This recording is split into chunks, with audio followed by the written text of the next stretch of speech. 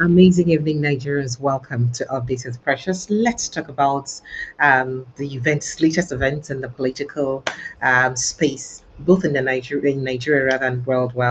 My name is Precious Inyi, welcoming you to the show. Now, here we'll talk about all the things that happen for inside our country, Nigeria. And I carry plenty story land on the mod today. So, earlier today, Nigerians wake up today, an old report of Oga Nuhu Ribadu, a conference that held sometime in, I think, 22nd, 23rd of April 2024, when Ibisi Oga Nuhu Ribadu, they refer, as in the Grand Press, meeting, they refer to Boko Haram terrorists generally as our brothers, and that is why we need to negotiate with them and not use too much of stiff hand on them. And this don't raise a lot of water. People say, whoa, somebody will be the national security advisor. Now the kind of advice they advise Ogatino will be this one. Say one of the things you get to do now to consider terrorists and brothers, first of all. Is this any different from what Shegumi, the advised President Bola Ahmed Tinubu? That's a question we BC people ask. But that's not even all, because I say riots,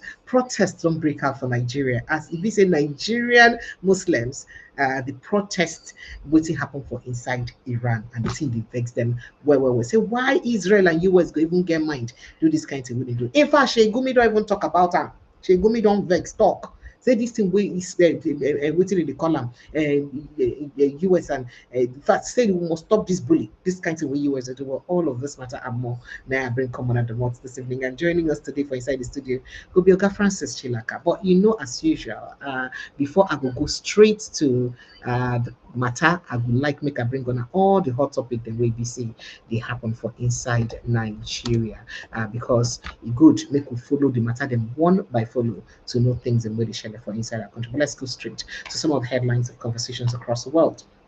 Now, war. Former Iran President Mahmoud Ahmadinejad killed in U.S.-Israel strike. So, not be only Alga Ayatollah 9 died for that matter. Meanwhile, experts don't outline implications of Iran-U.S.-Israel conflict on Nigerian economy, because it will affect Nigeria. Why it will affect Nigeria, you get to know that. But moving back a bit to still waiting they happen for inside the world right now, you will see explosion rock Tehran amid escalating US-Israel strikes. And the video, unfortunately, they're not going to feed the show because of YouTube policies. Now, Middle East war with heightened surveillance intelligence gathering, Nigerian police. Now they talk that one. So they don't heighten surveillance and intelligence gathering because they're already they're alert in case anybody want to do anything around us. We will show them. Show them. We don't have. We may not have here like other people, like the world powers who they fight. If we don't get that kind of missiles to throw, but we have something. AK-47 is something. 3 U.S. troops killed as Iran escalates retaliation after Khamenei's death. That one said follow for some of the things we could look at. Meanwhile, one dead, 11 injured after Iranian missiles hit UAE airports. Not be small bombardment to Iran, just the bombardment because my aggression. I know you understand they carry the bombardment. Meanwhile, Khamenei's daughter, son-in-law, granddaughter killed in U.S.-Israeli strikes. And Nigerian police don't reassure Nigerians amid Middle East tensions. Warns against inciting. May nobody incite anyhow. May nobody incite though. We know one problem that now waiting be say our gun new our patawata of police the one. At least 148 killed after strike hit primary school. Iranian officials now they talk this one. And then 7 top officials of Khamenei's regime now BC don't also die, aside in family members. And Israeli military now they talk saying that about 7 top officials of Khamenei now don't die.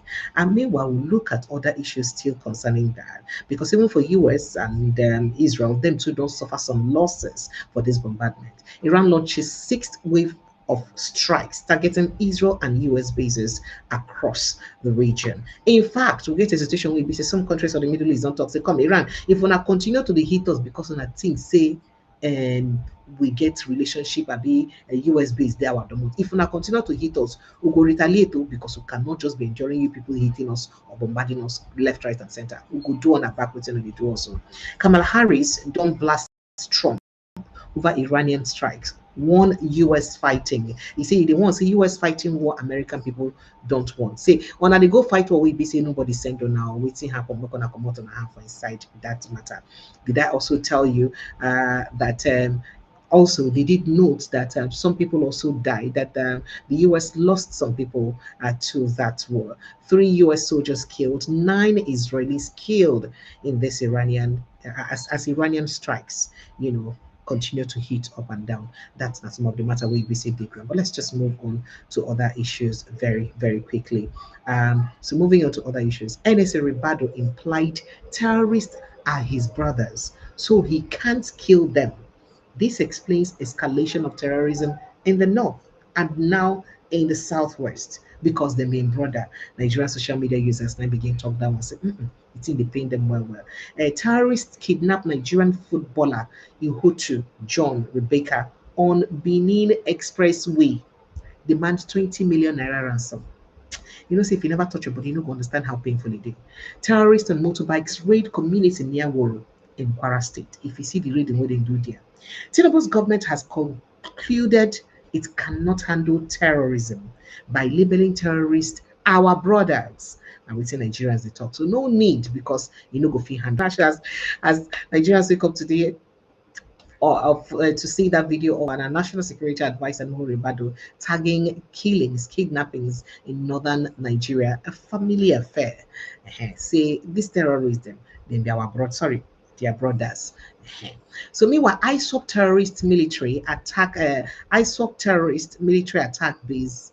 ISOP terrorists attack military base in Borno, kill one major as 6 soldiers feared dead, others missing. This is according to within people they talk. So ISWAP then attack military base inside Borno State. They don't kill one major and 6 soldiers. Now they say go don't buy right now if this report's not true. Meanwhile, leadership not about winning elections, but saving lives. Who they talk this one? Conclude if further they talk to your strategies for 2027 while Nigerians, sorry, you strategize rather for 2027 while Nigerians struggle to survive. Peter Obi don't knock Tinubu for inside the head over insecurity hardship. Say why did you like this? Every time you want say no be about winning election. Now make you save the lives of people who you win election from. Or yeah, as you don't win, save their lives. Meanwhile, Tinubu not willing to entertain competition in 2027 despite obvious failures. Daily Momodu they talk this one. I say Tinubu they say Nigeria desperately they in need of person we go rescue them. Who be that Messiah? Who shall we send and who shall go for us? We don't know yet. Gunmen storm village near Woro. I don't tell them what they do for inside that village as them scatter everywhere. Ramadan, 4 killed in stampede during arms distribution in Katsina State. And then other issues that still they will EBC they happen. And then people don't they talk say when all of this death them could they give it. Now people they fast, they go die. They need the fast, they go die. Well, Nigerian journalist cries out as kidnappers abduct uncle. 9 others demand 100 million naira ransom. Where they won't get that money from? If only know how much journalists they earn for Nigeria. Nigeria's democracy still in work process. I be still work in process. Sislak Organa they talk this one. ADC opens free online membership registration portal, and the same way we say PDP don't also open their own. So as ADC open their own, PDP also begin digital membership registration. And some people will talk like that, say it good because now one begin comply to part of the things we do for inside the Electoral Act. Meanwhile, EFCC they probe alleged 10 billion naira Abia airport fraud. Governor Uti now they talk this one. That one way, that airport where them do road define, we no see where they build them. They be like saying they want probe like that. On that weekend man for under Tinubu administration, is it possible? We don't know. Let's be watching. Boko Haram insurgents reportedly attacked Borgu, kill 15 people. Very sad there. Alex Oti apologized for attack on journalist. Ikone tells Abia governor. Make you apologize for attacking the journalist. You remember that drama we happened at the because even Abia PDP don't tackle Governor Oti over attack on journalists. Tell them that way we used to talk to that journalist no good. But people say, did the journalist do well on his own part? Israel, Iran, US war. Crude oil prices may spike as companies suspend shipment, and that may mean that PMS, that is fuel, be more expensive. 21 vessels discharge fuel food items at Lagos ports. This na according to within NPA they talk. As an attack, Ogoja Catholic Bishop, 16 others pray at raised Irua Church, urge vigilance. And then move on as body of abducted Undo youth Obeshere found in Edo forest. Hell, they kidnap am from Ondo State to na Edo forest na e be say they come, they go see the body. This a very, very sad matter. Other matters and they will be say plenty. We will look at one by fellow. Oh, yeah, Bob Basanjo. He said Naira stability in a major win for Tinubu's administration. Tinubu try well as to stabilize the Naira. Wow, wow, wow. Or someone. Good job, good job, good job. Mhm. Okay, so moving on to other issues. If it is Natasha Akpoti accusing me, I would be bolder. Umahi rejects sexual harassment claims. Say, Madam Ohiri, chase her. Say to say, na better person like Natasha said the accuser. Say, for don't take her. Person wife. Okay, we're coming. 3 US soldiers killed, 9 Israelis. I think I already told you that's too killed for US ongoing war. Now, Tinubu poisoning allegations video fabricated. Now, President Senator can say that video when they say the poison Tinubu saying a lie, nothing like that happened. Why people to the spread rumor? I could not pay attention to those kinds of things because I don't ask before now. Now, Tinubu's government enabling terrorism as NSA Ribadu pushes for terrorist reintegration with Western funded ex-fighter programs. They do ex-fighters program and West they fund them.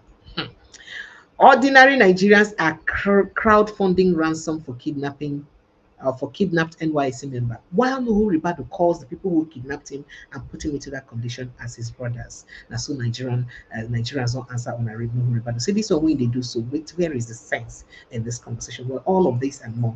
Now we could look at. Make I invite Oga Chilaka to come join us very quickly. Good evening, Prince Francis Chilaka. I can hear you, but it's back. It's worse than before. There's a hall back. Seriously. I don't know what we're going to do about it. Can you hear me?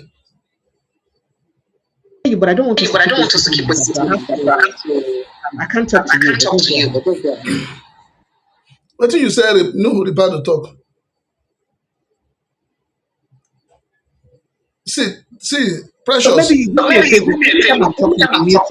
your side. Mute on your side. Anytime it would help us to reach. Now to mute and be the wahala. Yeah, because I know they see anything. It be like say go come out. It be like say go come out. There's no vex. Very quickly. Because it's sorry, sir. All right, Nigerians. So some of these and more are things really happen for inside Nigeria, and a part of it will bring come on at the most one by fellow. So excuse me. Now, earlier today, we'll tell on waiting Nuhu Ribadu talk, but that's not focus for this evening because I had done a video in respect to that, even though it's also very proper for us to look into that conversation and see within it gets within happen with that matter. But there are other issues that we'll be paying attention to, especially within get to happen, within consign Nigeria for this one now will be see people they fight. People will be say get weapon they fight. People will get weapon of mass destruction. People will get also the fights. Now, what's in concern Nigeria inside them? But let me just quickly run through some stories for you very quickly. Now, former Iranian President Mahmoud Ahmadinejad has been killed in an alleged joint Israeli US airstrike, according to Iran's semi-official Iranian Labor News Agency. Now, waiting them talk, and them they don't the vex say they no go stop. In fact, the tension don't get very escalated because they say they no go stop to the bombard US and their allies and people waiting near them. In fact, all US. Just go ahead. Sir. Is it better now? I don't know. Okay, it's better. It's much better than it was earlier. Do I leave the camera like this or do I put it as landscape? We can manage this for now. Just go ahead, sir. So I can put it on landscape? Yes, you can. Yes, you can. Okay, so while you're doing that, let me quickly point on what experts are saying about Nigeria and what would happen with this U.S. issue. So, Dr. Muda Yusuf, Chief Executive Officer, Center for the Promotion of Private Enterprise (CPPE), has outlined the implication of the United States-Israel conflict in the Nigerian economy.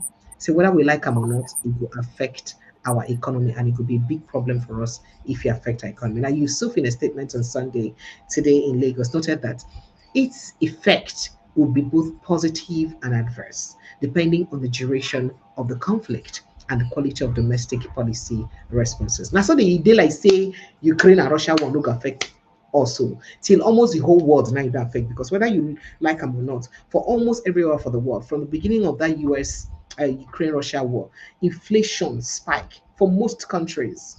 Inflation spike. Now, he also noted that the escalating conflict involving Iran, the United States, and Israel had injected a new wave of geopolitical risk into the global economy. According to him, energy markets are the first transmission channel with strategic importance of the Strait of Hormuz, through which roughly 20% of global crude oil supply is transported daily.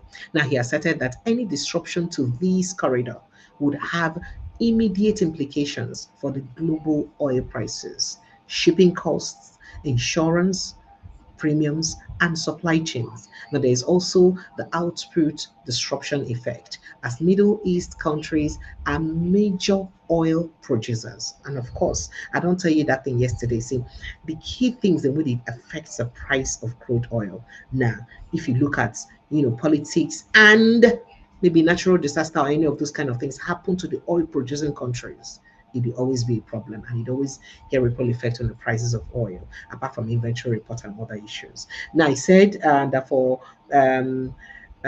Nigeria, an oil dependent economy where crude accounts for about over 85% of export earnings and about half of government revenue. The implications are significant, and so you stop. So, what we do about this? He added that the speculative risk around the Strait Hormuz typically generated price volatility of $5 to $15 per barrel within short periods. So that means Nigeria feel they wear their trousers well to make sure say they go fit afford to buy fuel a bit more expensive.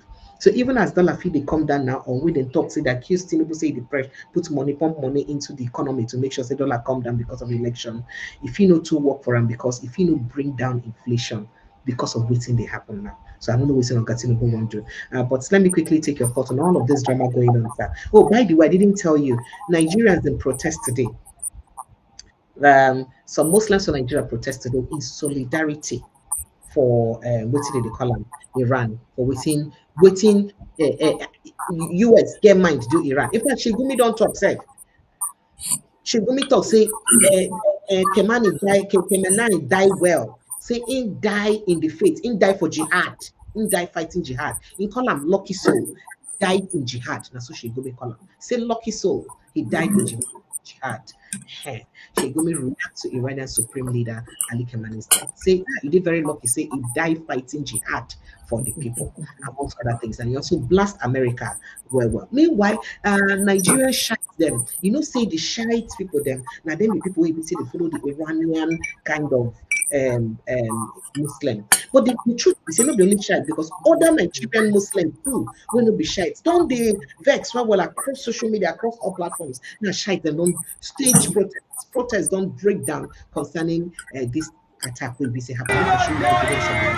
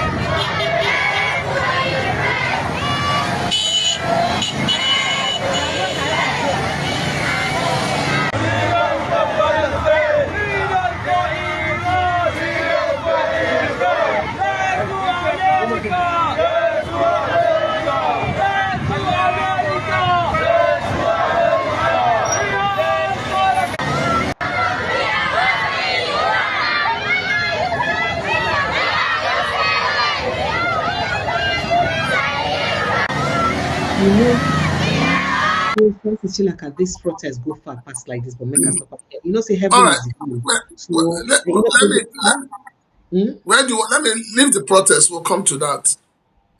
Let me face my brother. Who? What is that his name? No Ribadu. Hey, I never even reached that side now. Yeah, Eh, because okay, okay, where you sorry. want make us start from? Tell me. We won't make it start for waiting they happen for the world. We go from the world, enter Nigeria. No worry. We they come. Let's progress. Which one? Which one? The The Iran, whole the Iran, Iran American. absolutely, absolutely, Well, yes. you see, when the time for something has come, there is definitely nothing anybody can do about it. Nothing. This whole war, we saw it coming. Except we want to pretend to ourselves. We saw it coming. You see, I think a lot of people need to study a little history. In America, the Democrats don't go to war. What the Democrats are good at doing is ensuring that they put their um, stooge in government in other countries. While on the other hand, the Republicans like going to war. They will give you gbasgbos, aura for aura. Any attempt, anywhere you come from, they give it to you. And if you have also studied the body language of Donald Trump from his first tenure, you will understand that he is one man that tells you he's going to do something, he will find a way to do it. It's No matter as how simple as bad it. that thing is, no matter the objection to He that will thing, see. He will find a way to do it. that's why they're calling him a bully, sir. Well, if you want to call him a bully, yes. See, if you look at the Iranians themselves, you'll find out that didn't you see them on the streets yesterday? Didn't you see them So jubilating? there's actually mixed reaction. Some of them are mourning him, since they have declared 40 days of mourning, while others, Yes. especially living outside, those Iranians living outside Iran, are jubilating. They are happy Why? over it. No. Why those living outside? Why are they living outside? You see, it's like Nigeria. If there's a change of government tomorrow, assuming that anything happens and INEC decides to organize the election tomorrow and a new candidate wins, you will see the way people will jubilate because suffering, hunger, poverty, lack is what drives people away. When people cannot express themselves, when you stifle people, you create demons in them. So the government in Iran has over time stifled the people, forced the people to leave the country, forced the people to flee. So those who have left the country for those extremists, as they call them, extremists, Islamic extremists, they're happy that suddenly maybe the light will come. Maybe they will have light. Maybe a Messiah will come for them. So it's normal. What has played out is normal. There's nothing anybody can do about it. It has happened, it has happened. But he died, and a lot of innocent people died, and then his family members too, including his children. Collateral damage. Collateral damage. In Nigeria, people are dying every day for collateral damage. People are being kidnapped every day. It's collateral damage. Eh. So, Yes. and Shegumi, that's why Shegumi is applauding him that he did well. He died for jihad. Uh, Shedumi should put himself in the line of fire and go and die. Let us see. You don't hide yourself somewhere and be praising another man that is brave. Shegumi that is saying that the man is brave, he should come out now. He should come out. He should come to somewhere like to Onitsha market and go and tell them that the man is brave. You see, religion is the opium of the people. And when religion falls into wrong hands, it creates demons. I tell people, even in the Christian world, we've had a lot of men of God who have led a number of people astray, who have caused the death of millions. And that's why when people talk about that there's no extremism in Christianity, I laugh. And I tell them, I say, go and watch the movie The Guyana Tragedy. Jim Jones, go and watch it. After him, others have come that have led people astray because they have failed to understand the tenets of the religion they are preaching to the people. I have not seen even Amadioha, even Oshongo cannot ask you to fight for it. So you know what? I like also address especially the Shegumi's response, because his response, affects us in Nigeria. Especially, it goes a long way to tell us the mindset of some Muslims in Nigeria. I mean, and how, and their perspective to some of the stuffs. Now, he posted on Facebook and said, "Lucky soul who died in jihad." So he said, Gumi, yeah, he said in jihad, okay, he said that Kemani's blood will feel the change in the Ummah, that is within the Muslim Ummah, noting that the Iranian leader stood firmly for justice and didn't hide its bunkers. People are saying, what is the justice? With the way he led his people, and people felt oppressed in that land. Is that the justice? He further wrote and said, Ayatollah Ali Khamenei, a lucky soul, he died in jihad against killers of innocent children and women in Gaza and elsewhere. And people, when they kill innocent women and children for Nigeria and call, who go avenge for their own death. Then he says his blood will feel the change in the Oman. He stood firmly for justice and didn't hide in bunkers. For those who killed him or assisted in killing him, let us see what they will live to do in this world. So he did say. All right. This You, strikes you, you us. know, Go ahead, sir. the funny thing is that Sheikh Gumi has never hidden his kind of religion. He has never hidden from anyone, Hmm. except you and I want to pretend that we don't No, know. but just to be clear, he's not a Shiite Muslim. Oh. He's a Sunni Muslim. It doesn't matter. When Okay. it comes to this whole thing about Muhammad, 70 virgins dying as a martyr, they don't know where they belong to. They're all the same. Now, but the thing is this: the body language of Sheikh Gumi to say is the body language of most Nigerian, do I call them Muslim elites? Because Sheikh Gumi has always okay. Let me put it this way: few months back, Sheikh Gumi came out and told you that the bandits are your brothers, the The same. terrorists. Well, the same thing we'll discuss later on. So let's Yes, hold they're your brothers. That you on. must find a way to live with them. In one hand, on the other hand, he says government should negotiate with them, give them electricity, give them hospital, give them this, give them that, add them in the budget, and give them money. Now, precious, Sir, until you get a friend or a family member or a close associate kidnapped and released, you will not understand what people go through. God forbid, sir. We all say, God forbid, good, but it's happening every day, And it's sad. And and that's it's why coming close. It okay. is coming closer home on a daily basis.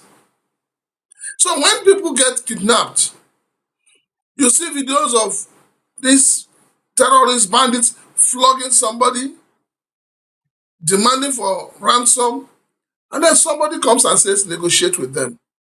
Treat them like your brothers. Please, oh, is there any other way people treat their brothers other than love them?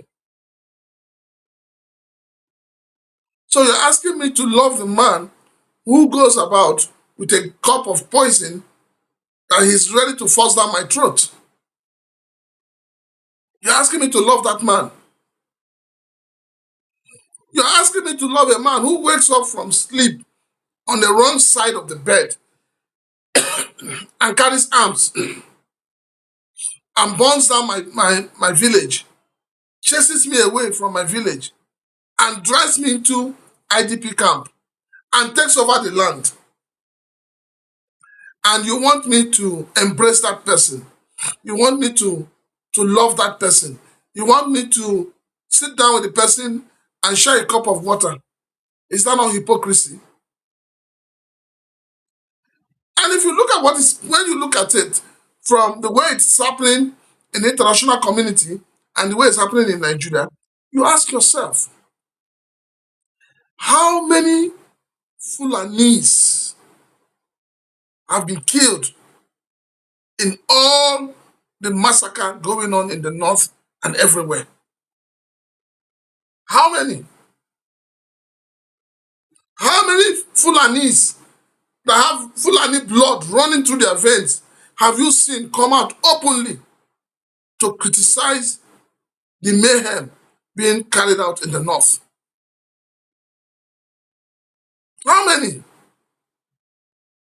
So this whole thing has nothing to do whether you're in love, whether you like them or not. No.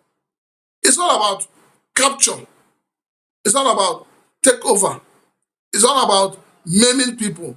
It's all about a, a, a, a wrong teaching in religious grounds. So Shegumi, as far as I'm concerned, is one of those extremists. Call him whatever you want to call him. Is one of those extremists who believes that those who are perpetuating these crimes are not committing crimes.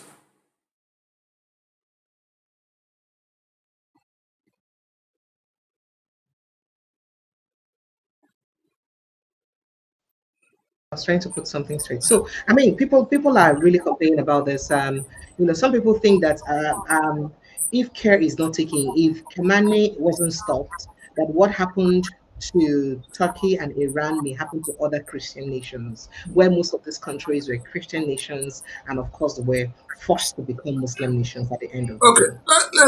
let me shock you. Today we're discussing about armed proliferation in Nigeria. And do you know that other than the arms that are coming from Libya, from the north, from Niger Republic and all of that, 60% of the arms you have in Nigeria coming from Turkey. Do you know that 60%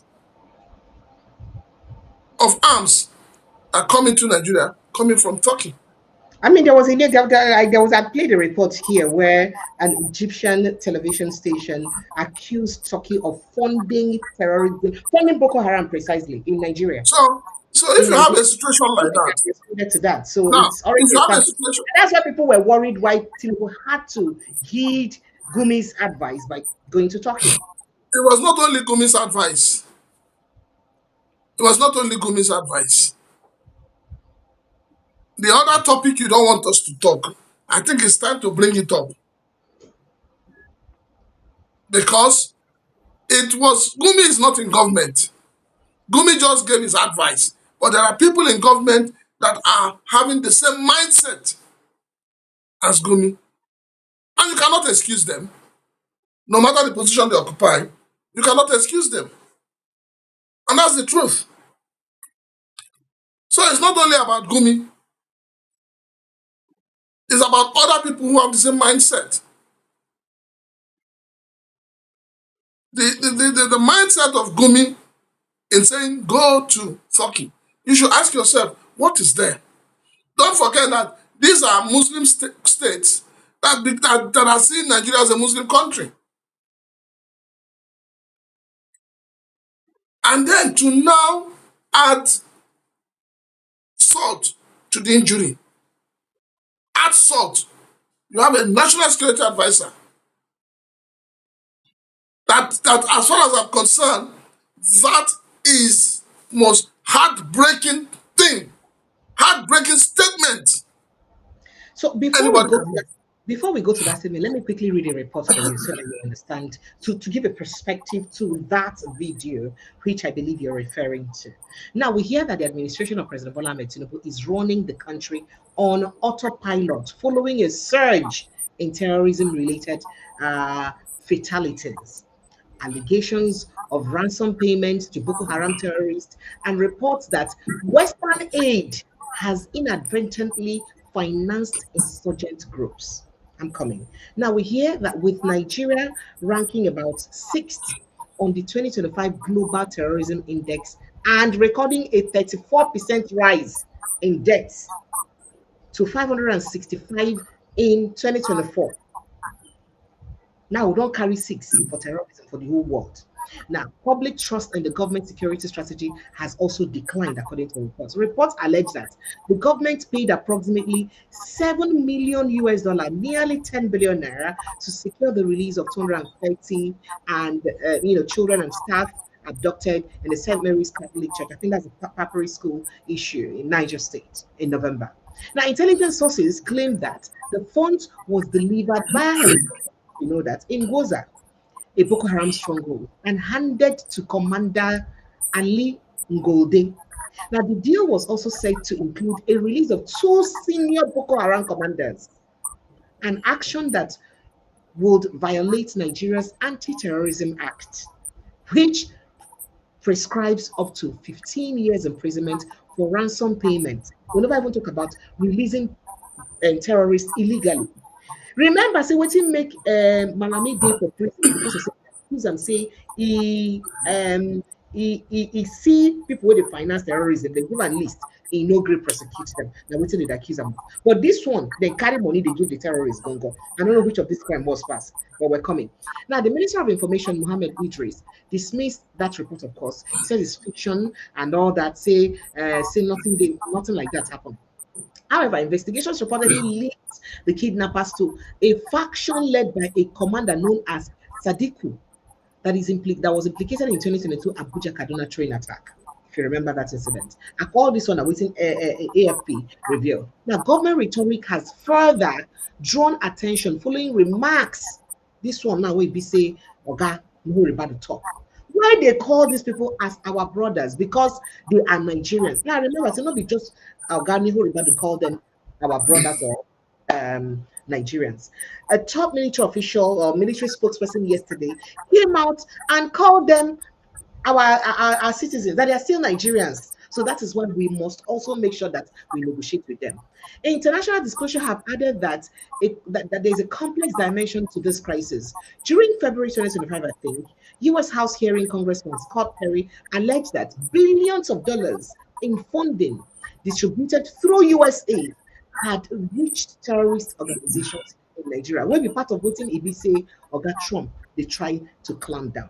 So the question now they say, waiting make Ibise, why are we deceiving ourselves with what we're doing, resuming or pretending fighting terrorism, if we know the root cause of this and we're not handling it? If we have people with this mindset, if our military get this mindset, I mean, it was painful for me to see that picture of Muhammad Buhari Operation Safe Corridor building. You understand? Where he basically they rehabilitate and reintegrate these people for Borno State. It is very painful, especially as people who has had one-on-one encounter with people that were affected by the activities of these people. But since you called for that video, make it quickly. I didn't understand Hausa, but anybody who speaks Hausa may easily understand that. Take a listen to what Nuhu Ribadu said. Now he said this in 2024 during a high level. I mean, it was an African counter anti-terrorism summit where we didn't organize. Now we there did. Ana kokari a samu fahimta a tsayar da wannan abu. Samu fahimta kamar tattauna kake nufi ko sulhuntawa haka da su yan ta'adda. Yanzu a gida idan dan uwanka wanda yake gida guda wani abu ya zo ya faru da shi zaka ce wai ba dan uwanka bane? Ba da ka iya. Idan an ce hannunka ya kama ciwo zaka yanka shi ne? Ko ba yadda za a yi kaki kaso duka gida yan uwa ne. Akwai dewa waɗanda suke neman zaman lafiya, akwai dewa waɗanda suke so a bar wannan abubuwan ne. Ya kamata mu fahimta akan cewa ba yaƙi muke da wata ƙasa ba, ba wasu mutane daga waje bane muke yi, abu ne masifa da ta zo mana gida. To idan Allah ya taimake mu za a samu fahimta. Abinda da dan uwa yake faɗa da dan uwa, Allah zai kawo fahimta akan cewa ya ce a'a bai yi ba, ba daidai bane a bari. Kuma alhamdulillah ana.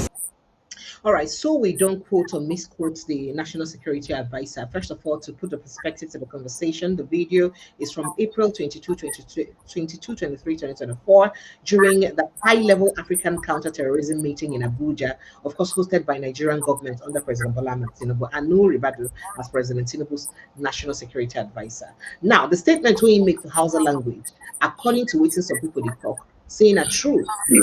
His remarks advocate seeking dialogue, understanding with terrorists because they are brothers. In fact, say if your own brother, that the statement perhaps insinuates that if your brother that you live in the same house with and something happened to him, would you say he is no longer your brother because something happened to him ideology?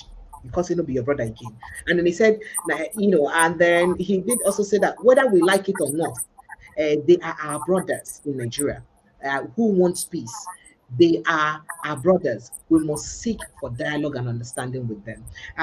This is, from interpretation I got from people who speak and understand Hausa language. I do not speak and understand Hausa language. So please, if you watch that video and you speak and understand Hausa language, kindly let me know if this interpretation is actually correct or not. But concerns is still like I was with the implication of this, especially as the number one man with the advice our president for security. That's one. And secondly, concerning say he was also accused by that AFP report as being the chief negotiator with these people. They accuse and say now he follow negotiate with them, the chief security advisor. How you take say this matter? Well, for me, this is heartbreaking and very, very unfortunate. Sometimes we, out of patriotism,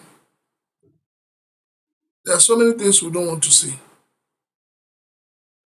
But when you look at it the other way around, you'll find out that some of those we look up to, some of those we expect to be more patriotic, don't even know what patriotism is all about. What Nuhu Ribadu said, I think he said it at sometime in either 2023 or 2024. It was 2024. I just told you, and that was in April 2024. Yeah, what he said was, what you read out is completely what he said. They are our brothers, dialogue with them.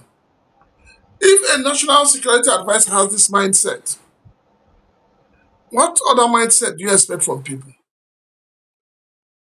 And excuse What me, other sir, mindset?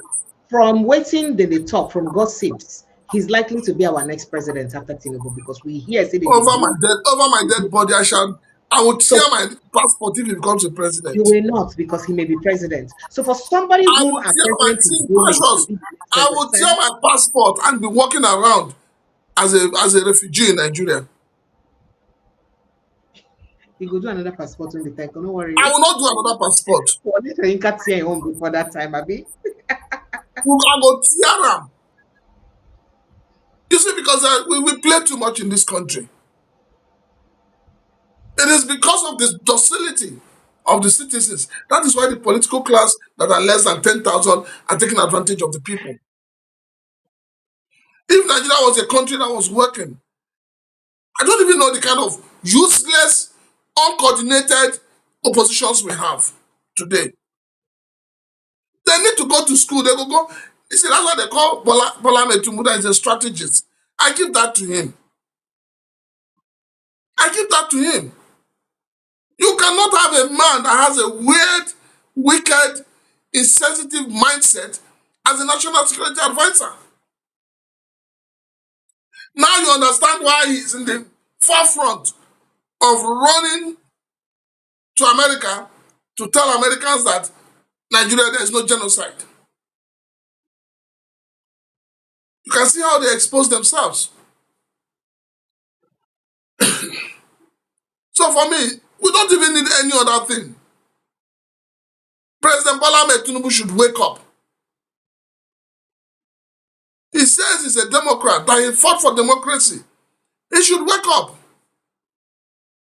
Those who do not believe in the unity of this country should be removed from his government.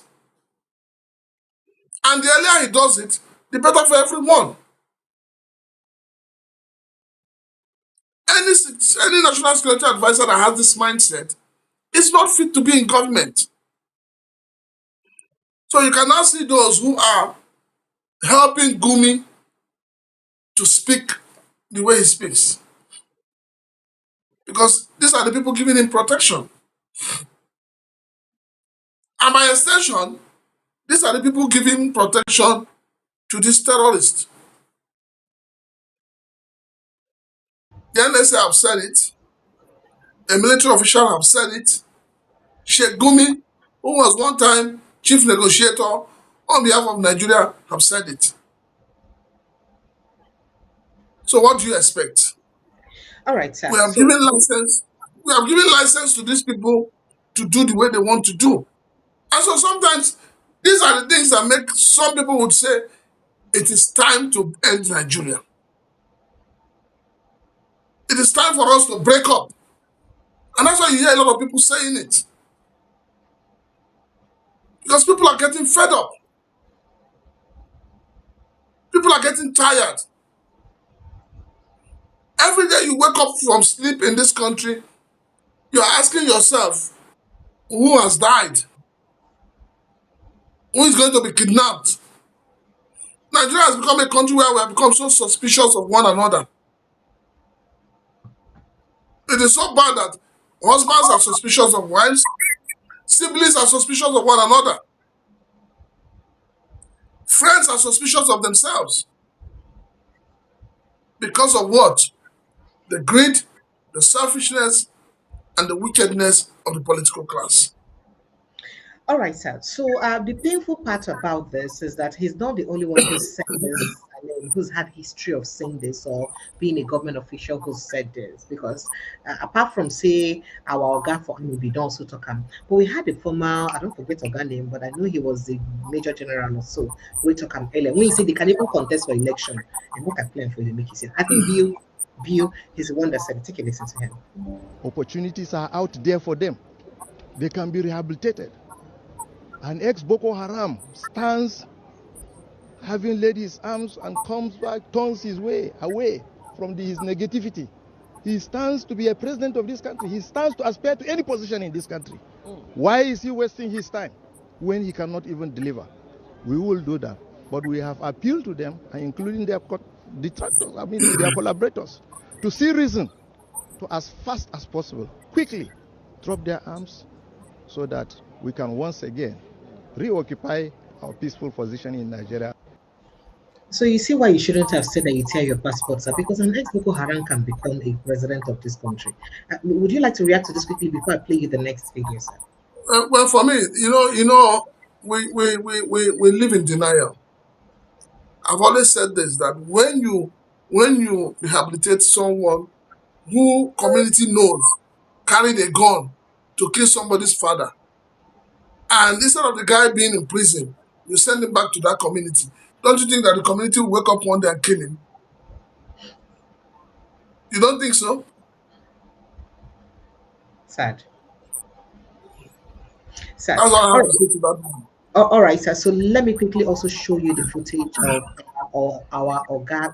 No, before I play you that footage of the Oga military way talk, he only did good and fair. Make I play you. I mean, there's so many videos of people who have encountered, terrorism in Nigeria. Too many of them. But here, a woman when they live outside the country, from northern Nigeria. I remember this a long time ago when she was crying during the conversation about the activities of these people and what they did to her, how they brutally raped her and all that. Wallahi tallahi idan abu yana kama da yawmal qiyama. Allah ina gana gan shi when I was in captivity. I saw that. I saw horror. I still have nightmares, bad nightmares da sai an rike ni har yau har gobe akan horrors din da na gani. Akan horrors din da na gani. That's why I left Nigeria. That's why I'm here. But wallahi tallahi, if you have not been through what we've been through, a lot of us that have been in captivity and been raped multiple times by terrorists, you would not know. You would not know the pain. You would not know the agony. Nobody stood. Nobody believed me. Nobody said anything. Nobody helped me. No one. No one. And that's what's happening right now to our children. That's what's happening right now to our children. They're being killed. Nobody's believing them. Nobody's saying anything. I'm angry. Nobody's accepting any refugee from northern Nigeria. Nobody. I was raped by terrorists. I was raped. I was beaten. I still have marks on my arm. I know what's going on. I know the pain. I know the pain. La ilaha illallah. La ilaha illallah. Hasbunallah wa ni'mal wakeel.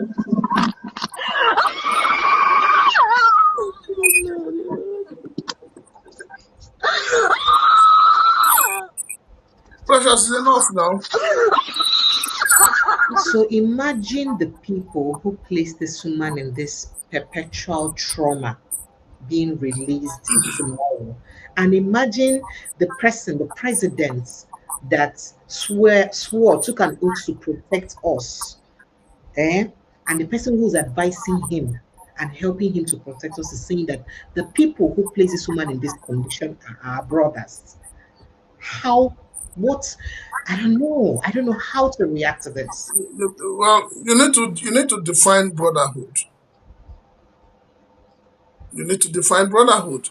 And that is where Nuhu Ribadu has gotten it wrong. If Nuhu Ribadu has brothers who can rape women, who can kill people, who can kidnap people, who can collect ransom, and he keeps them as brothers, then he's one of them. You know the popular saying that says, show me your friends and I'll tell you who you are. So if Nuhu Ribadu, as a national security advisor, comes out to defend the indefensible, then it means that he's part of them. It means that he has no atom of patriotism in his blood. It means that he has no empathy. It means that he does not love this country. It means that he's even working against the government that has employed him. That is what it means. So anybody that says they are your brothers, they are your friends, they are your relation, then that person is part of them. That person is benefiting from the immoral acts that they are carrying out. This is sad. Very sad. So let me quickly let you in on what the spokesperson. In the laws of war, at the end of the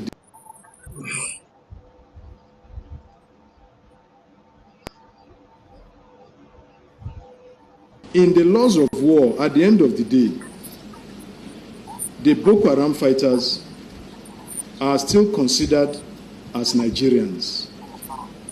They may have erred, and they will definitely account for whatever they have done. Are we saying, on account of the fact that they are Nigerians, if we have the opportunity to rehabilitate them, we should not? And I think that is what went into the thinking of the defense secretaries some years ago, which was also bought by the federal government and the Borno state government to arrive at the issue of the Borno model. So we take your observation seriously, and I can assure you that that review will be done, and you will hear our new operational directives for Operation Safe Corridor. Thank you. So, Prince Francis Chilaka, my pain is that the amount of time and energy and resources we spend on these people who are the terrorists that we're rehabilitating, I'm not sure the federal government and the states even put that same amount of money on the victims of terrorism.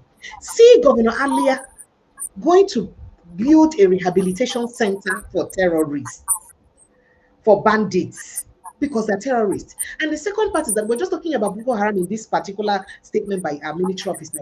They never even proscribed the bandits them yet. You see, they call them pet name bandits. That na pet name. Like when your kids, instead of calling you daddy, they say dad. They say they give them pet name. They never even give them the real name yet.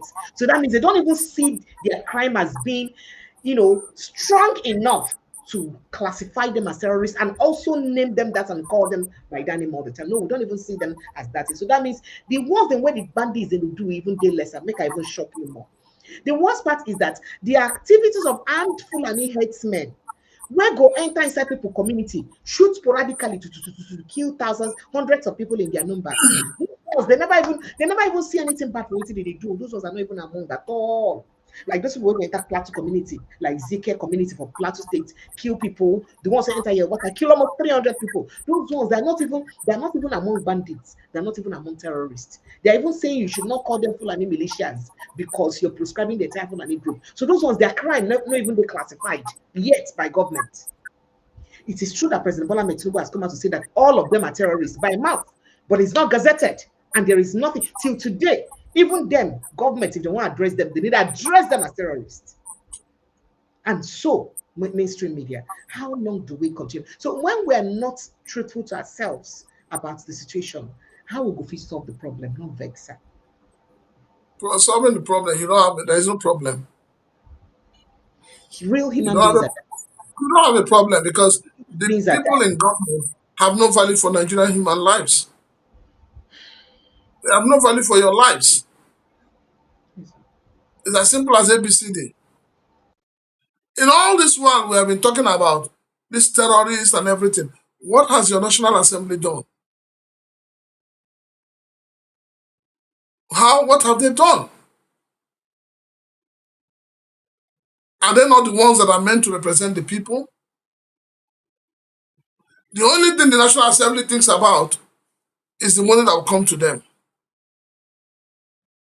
And then you move a step further, you ask yourself, all the governors that have been decamping, why are they decamping? Are they decamping because they love the people? Are they decamping because when you join the APC, you begin to paint roads and paint streets? So when people say, when we begin to cry, the truth of the matter is that the government does not have the political will to solve the issue of insecurity. They do not.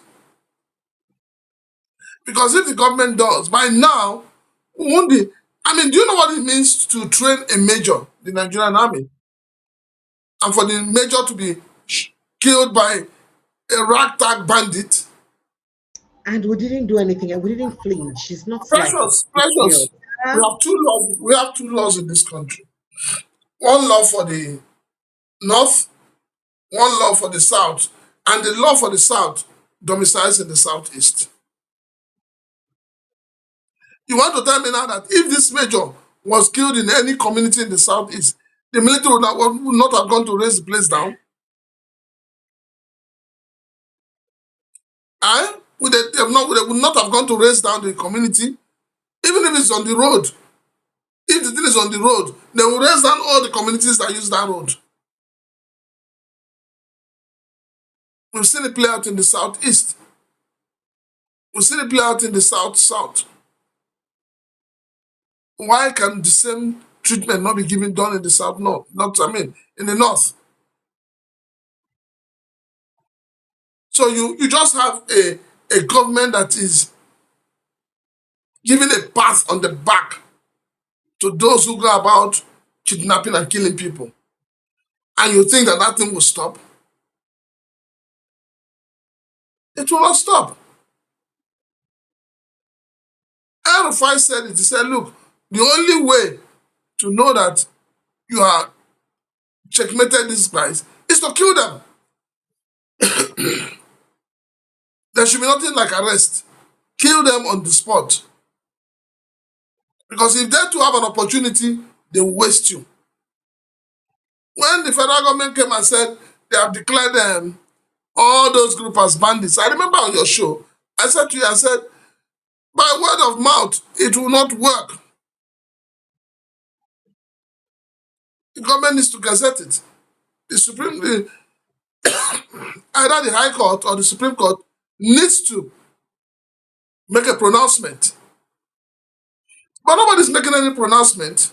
Nobody cares because somebody in the system is benefiting from the budget of saying that they are rehabilitating them. And that's the bottom line. Somebody's benefiting. So as long as somebody is benefiting, it has become a business. It will take the grace of God to end banditry in Nigeria. All right. So earlier, Reverend Ezekiel Dachimo broke down, and while he was having yet another mass burial in Plateau State. Take a listen to what he said.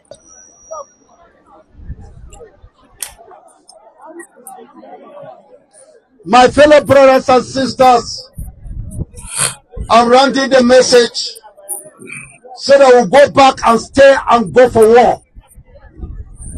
Since the Fulani say we will not rest in Plateau, they are not afraid of the security. From today, we will not be afraid of the security.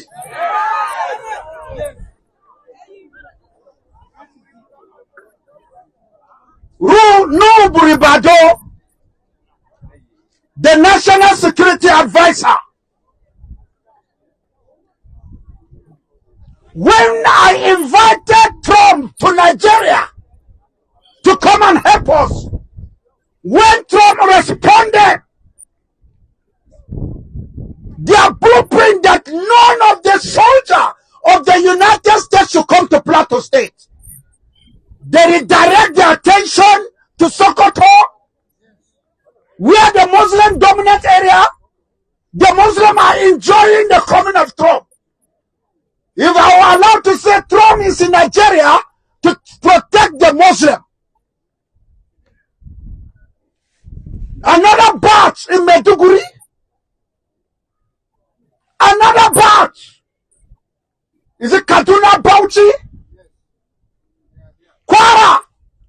No batch is there. The Yoruba people are being killed like chicken.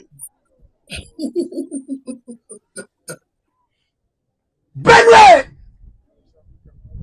No army is there. That is Sultan roadmap to wipe out Plateau's Christian. Other Christian in Nigeria. It's Islamic agenda to make sure that nobody stands for us. It has come to the time we have to stand and defend ourselves to death. The chairman local government, God bless you for what you have been doing. You couldn't rest. The governor couldn't rest. The man has been trying his best, but his hands are tight. Even Tinubu, his hands are tight. They are deceiving him that they will give him vote. That is his neglect. He should neglect the Christian agenda. Our agenda is for everybody to have Christ in his life. If you accept Jesus as your personal savior, that is our agenda. But not to kill anybody. Last year, the Fulani terrorists, they killed the chairman Miyati Allah of Barkiladi. I was challenging the Fulanis. Where is my friend Muhammad, the chairman Miyati Allah of Barkiladi, whom we used to work together? But today, the leadership of Miyati Allah in Plateau State, especially Barkiladi, are members of terrorists. Because that man sacrificed his life to stop killing, to stop cattle rustling. Because he was a zuwa har abada abadin. That's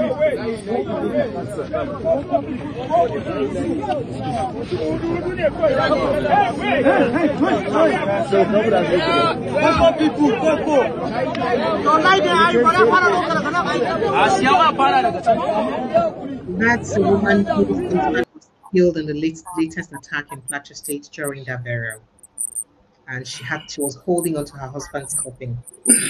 This is not part of waiting. We hear say, we need to, forgive and forget, and they be our brothers. I just thought to, bring attention to that. Oh, by the way, I don't understand Hausa language, but maybe I'll just play this a little. I hear say this particular young man they talk say they don't realize say no be Igbos be their problem. A Hausa guy, you don't find out who their problem is. Zanga-zanga da wani ya ce za su yi ko su tashi. So please, anybody who speaks Hausa language, can you listen and let me know, please, if the interpretation I heard is correct. Zanga-zanga da wani ya ce za su yi ko su tashi inyamurai a wannan a kasuwanni a Kano a Sabon Gari. Sharfaddin ne ko waye ya faɗi wannan magana? Ai mutanen mu wawaye. Sun fi yawa gaskiya dai wawaye. Shi in ban da rashin hankalin shi Sharfaddin din da waye. Ka taba jin ya fito ya yi magana ya ce a yi zanga-zanga saboda yan uwansa Fulani suna kashe mutane a kasar Hausa? Ka taba jin ya fito ya yi wata magana? Bai taba yi ba. Su ka taba jin ko waɗannan malaman da suke wani hakiki cewa a cire shugaban INEC saboda kawai ya yi wata magana akan yadda ta'addancin dan fodiyo ya faru wanda waɗannan Fulanin suka zo suka ɗauka suka ɗora a kai? Ka taba jin wannan malaman sun ce ba za su yi zaɓe ba saboda ana kashe mutane don haka ba za su yi zaɓe 2027 ba? Dan ka taɓa ji sun yi magana? Ya nuna kenan Fulani su kaɗai suke da lasisin da za su kashe mutum a ƙasar nan uban kowa ya shiru. Gaskiya kuma baka ma sani ba kana ji a yanzu haka ma ni abin da ke ban mamaki saboda da na shiga kasuwar Salaja na ga da Bahaushe da Inyamurai su suke taruwa suke kasuwanci. To misali shi Ibo yana can yana kasuwanci ina ruwan shi da mata da rikici. Ai dan iska ne mara aikin yi yake ta da rikici. Yanzu dan Allah an kaga a fa saboda cire shugaban INEC da ba a yi ba fa mutanen nan suka je suka sa bayan an tashi daga masallaci yara suka fara zanga-zanga malaman nan fa wai a cire shugaban INEC ya zagi dan podiyo don haka su tashi su zanga-zanga amma saboda ne malamai marasa mutunci cikin su ba kowa ba fa ka a ce na zagi kowa da yake marasa mutuncin cikin su sun fi yawa sun kisa a yi zanga-zangar saboda kisan da ake wa mutane a arewa amma sun sa a yi zanga-zanga saboda an zagi dan podiyo. Wannan na Gwanban wa yake da suna wanda ya fito takara let me stop it here because you all don't understand the language. So I don't know if anybody can pick anything from what they're saying. I'm trying to can you by chance speak a thing or two from what he said, sir? Sir? Do you by chance speak a thing or two from what he said? Well, I know he talked about the Igbos. He talked about I heard him talking about the Igbos not being the problem, but how many of them are ready to listen to this? The Igbo race have never been the problem of this country. We will say it as it is. The Igbo race have been the ones pushing this country forward in terms of trade, in terms of development, in terms of even, hospitality. So when people wake up and say, oh, the Igbos are a problem, I'll ask them, what side of the bed did you wake from? Because most of the people you see coming out to make noise that Igbos are the problem, go and check. They're having problem with their wives at home. So when the problem starts, when their wife put them under pressure, they come out and start telling you it is the Igbos. We have had a lot of men of God who have told you that the Igbos are the problem of Nigeria. But even in the midst of that, when you say the Igbos are the problem, allow them to go. Allow my people to go if you think they are the problem. So Nigeria is so complicated that we need to sit down as a people and draw a line between religion and governance. The two of them cannot go hand in gloves. So we need to throw away religion on one side and then face governance. Then the government can regulate the activities of religious institutions. All right, sir. So I'm going into politics very quickly. So it is safe to say that everything which you become Tinubu is not our problem. Tinubu is not our problem. The problem is the opposition. We are our own problem. When the opposition is ready, Nigeria will do what? Nigeria will change. The first thing you must know is that we must separate ourselves from the government in power. We must show the difference. I will repeat what I said in one of these conferences. I said to them that when I was in government in Buhari's time, Buhari wanted electoral reform.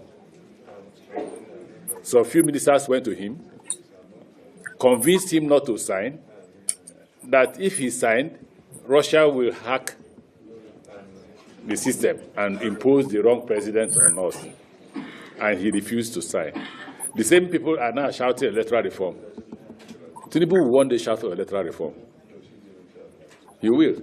If he doesn't shout, those who are supporting him will do what? Shout for electoral reform. Tinubu is not a problem. You can't say your opposition and then see watch his pattern. Watch even his strategy to win election. His strategy is simple. His pattern is simple. He tries something today, you are weak. He puts something bigger, you are weaker. Which president goes to France to give an award? Or which president goes to France when you are shouting, oh, this man is stealing our money, you're stealing our money, and he still goes to that place. He's asking, what will you do? You can do what? The day you show him you can do something, God will bless you. So that's to say that, as I was saying, he wasn't even done talking. I had to dig out this screenshots of where Tinubu was actually asking for electoral reform, electronic voting in 2013. So perhaps it's not happening now because he doesn't just start the narrative. Just like, well, what do you think the opposition needs to do differently? Because it's important that we talk about this. With the kind of opposition we get now, and this kind of statement from one of the opposition leaders, what do you think we need to see with the Okay, let me say that the opposition we saw in 2013, 2014, 2015 was an opposition that started and they had a mission statement. They had a vision.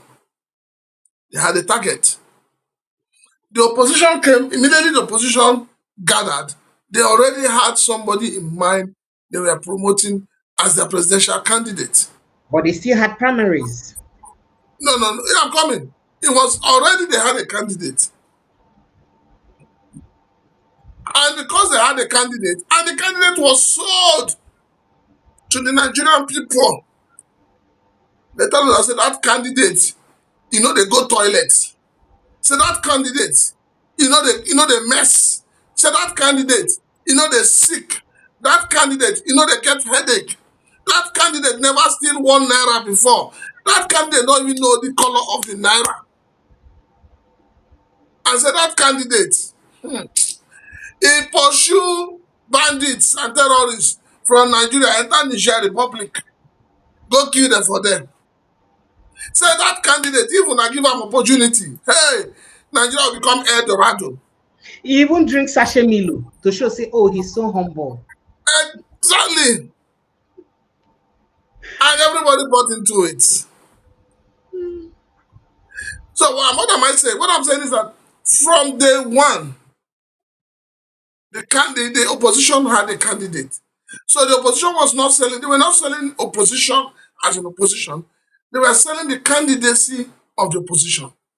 And that is the mistake the current opposition you have, they are making. Every one of them in opposition wants to be president.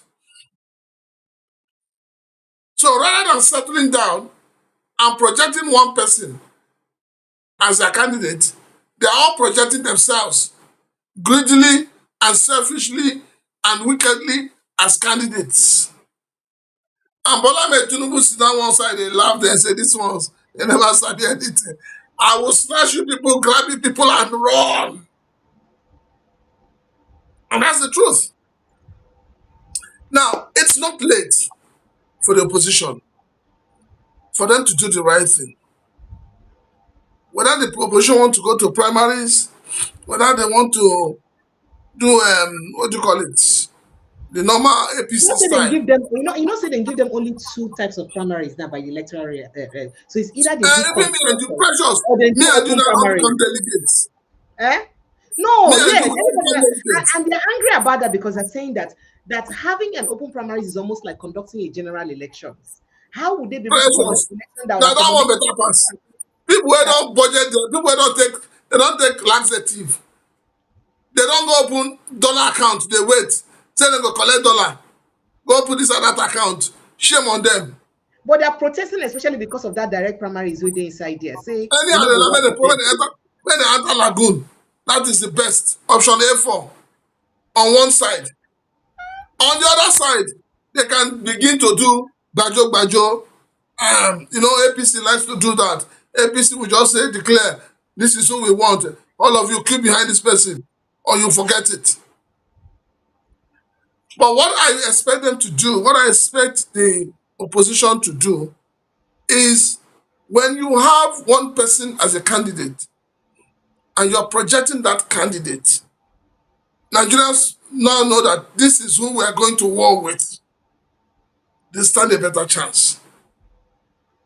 But then, APC no go give them now, because APC, they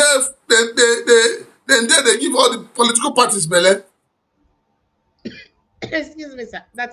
Is it by All the rape or political, by yes, they give them belle, all of them one by one. But So I hope they didn't if I hope they didn't rape them. Labour Party, I hope they didn't rape them. if Labour Party talk, they don't give them belle. So then there for that period of, when a woman is pregnant, the pain, the back pain, the nauseating, the headache, all the, the change in hormone. Now they do all the political parties. So once any political party raise his head, they give them bah. They go begin today now stomach upset, tomorrow na back pain, next tomorrow na chest pain. So how do you go to war when you're most uncoordinated? So as it is now, those who have aligned themselves as opposition, they should immediately get one person as their candidate. When you put a candidate and the candidate resonates with the Nigerian people, the candidate you put forward is accepted by the Nigerian people, then they start to market the candidate. Then that time we expect them to come and tell us, say, that candidate, he no go military school, or the guy is a bit drive armor tanker. Say that candidate, he no do, be member of Nigerian Union of Road Transport Workers, or so we jump out of bus, moving bus. Then Nigerians will now decide, do we go with this person or not? But if you see, if they continue with all this their permutation, they go here when. All right. So just before I open the phone lines, which is already open by the way, phone lines are open 0817-029-4077, or you click on the link on the pin post to bring you straight into the studio to join us. Google make I not give you reaction of what your brother Omahi talk. 2 things I would like to talk about Omahi and Dr. Oti, Alex Oti. See the reaction what Omahi give to all that thing we talk about. Right. You know me very well, party chairman. I own your party, and of course I presided over both men and women, and nobody ever said, I harassed him or I owed him. Deputy governor of the same, governor for 8 years, and I did fantastic infrastructure. So nobody could come and say, he's being owed, unless the person is being checked. So what you read on social media, I'm not worried about it. It makes me stronger. And I've fought many battles. So this is nothing. There's nothing wrong to say, you are chasing a woman. But if it is Natasha that is accusing me of chasing her, then my face will be bolder. But not anyhow person that will accuse this handsome man of chasing him for 12 years. Then that person must be the Queen of England. because any one man that cannot chase a Senator Nakasa for 12 years. So it's just to make social media to be alive. But I think we can turn our attention to the war in Iran now, and then allow Dave Umar to rest.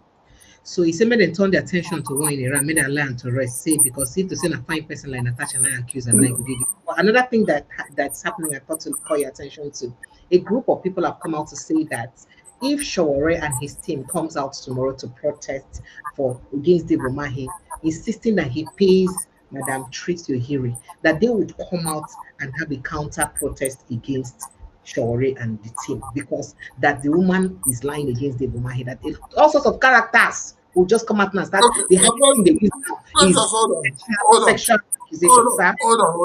Hold on, please, hold on. Okay, sir. To start with, Dave Umahi spoke like a stupid man. Sir? Yes. No, that's an honorable minister, professor by profession, sir. He spoke like a very stupid man. A woman is accusing you of owing her money. And already in your mind, you are visualizing another person's wife. What is the business? What is the relationship between the woman and Natasha? You can see how they have sexualized Natasha. All of them. That is the truth. What is the business? If tomorrow now Natasha go and start dragging him now, they will say Natasha, they look for trouble. Natasha, they on her own. They empower Kogi people. Yet you are dragging her. What he's saying now, is it different from what Akabio's aide said about Natasha nightclub? Is it different? This goes to show you that Nigerian politicians, the men, they have no regards for Nigerian women. And sadly, now women, they vote them. You know, there's a video of the woman that has been trending today, I don't know if you have seen it, where the woman even mentioned, what's his name? Festus Keyamo. That she paid Festus Keyamo 250,000 naira for the case, and the case was never brought up in court. She talked about how she left Lekki, how she moved out of Lekki phase 1. How she sold her house. How she sold her house. So I don't think that woman is crazy. I don't think she's stupid. I know that between her and Dave Umahi, they never tell us what's in the drag. They never tell us. I don't think it's fair to say they never. If actually Dave Umahi, if actually peradventure, actually Dave Umahi is oppressing her for one reason or the other, and it will be really very sad for us to say we'll never know what's in the drag, because that means she's oppressed, and it's going to be very sad. What are they dragging? See, make I tell you, there is one quarter when I know they put my hand inside. Now quarter between man and woman. I'm telling you, I don't see man and woman come on social media. You will die. I will kill you. We're talking about a married woman, sir. Precious. Precious. Calm down. Calm down. I am telling you, once a quarrel involves a man and a woman, whether married or unmarried, I don't agree with you for this particular. She not I know they put mouth. I know they put mouth. When two of them they do mushy, the business, the night. Were you there? That's a very unfair thing to say to her, sir. If actually she I am not wait, Precious, you're getting it wrong. I am not accusing the woman. Because this is exactly how Nigerian men, treat women. You're getting it wrong. You are totally getting it wrong. What I am saying is that Dave Umahi has left the substance of the issue. He has left the substance. And he's now addressing something else. The issue of the whole drama is not whether you chase the woman or the woman chase you. No. The issue is that the woman says you are owing her. I had expected Dave Umahi to tell Nigerians, this woman, okay, I know her or I don't know her. I did business with her. I paid her so and so amount, or I paid her completely. So because I mean, if it's innocent of all of this, the woman has evidence of doing contracts for you. She has the evidence. Yeah, that is what I'm saying now. He has come back and say, oh, for that evidence she has shown, see how much I paid her. This is bank transaction. Bank transactions can trace as far back as 20, 30 years ago. That is why I'm telling you that, Precious. So you can trace and get yourself out of this. Instead of you not coming out with any tangible reason, and then you're still, and she comes out with videos that and pictures that she knows you, and you're denying that that is not you, and the police are saying that with the AI. Precious, the woman, the devil Mahi, that's why I said from the beginning that devil Mahi spoke like a foolish man. He left the substance and is chasing shadow. All right, so make no quarrel over devil. There was no need for devil Mahi to begin to talk of Natasha. It simply shows that the man already in his head is thinking of Natasha. If I be Natasha, I could drag and go court. Natasha never tire for court matter. You say if now you be here, you go tire. The cases don't they way too many. All right, let me quickly let you in on waiting EBC. Another one. They don't drag person. They drag your governor, your favorite governor, Alex Otti, because of this video. Thank you. Good evening, Your Excellency. My name is. So this is during a press summit, an open and a press summit, as it were, when EBC they questions from a journalist. Thank you. Good evening, Your Excellency. My name is Chika Wampueze from Dawn Media Group.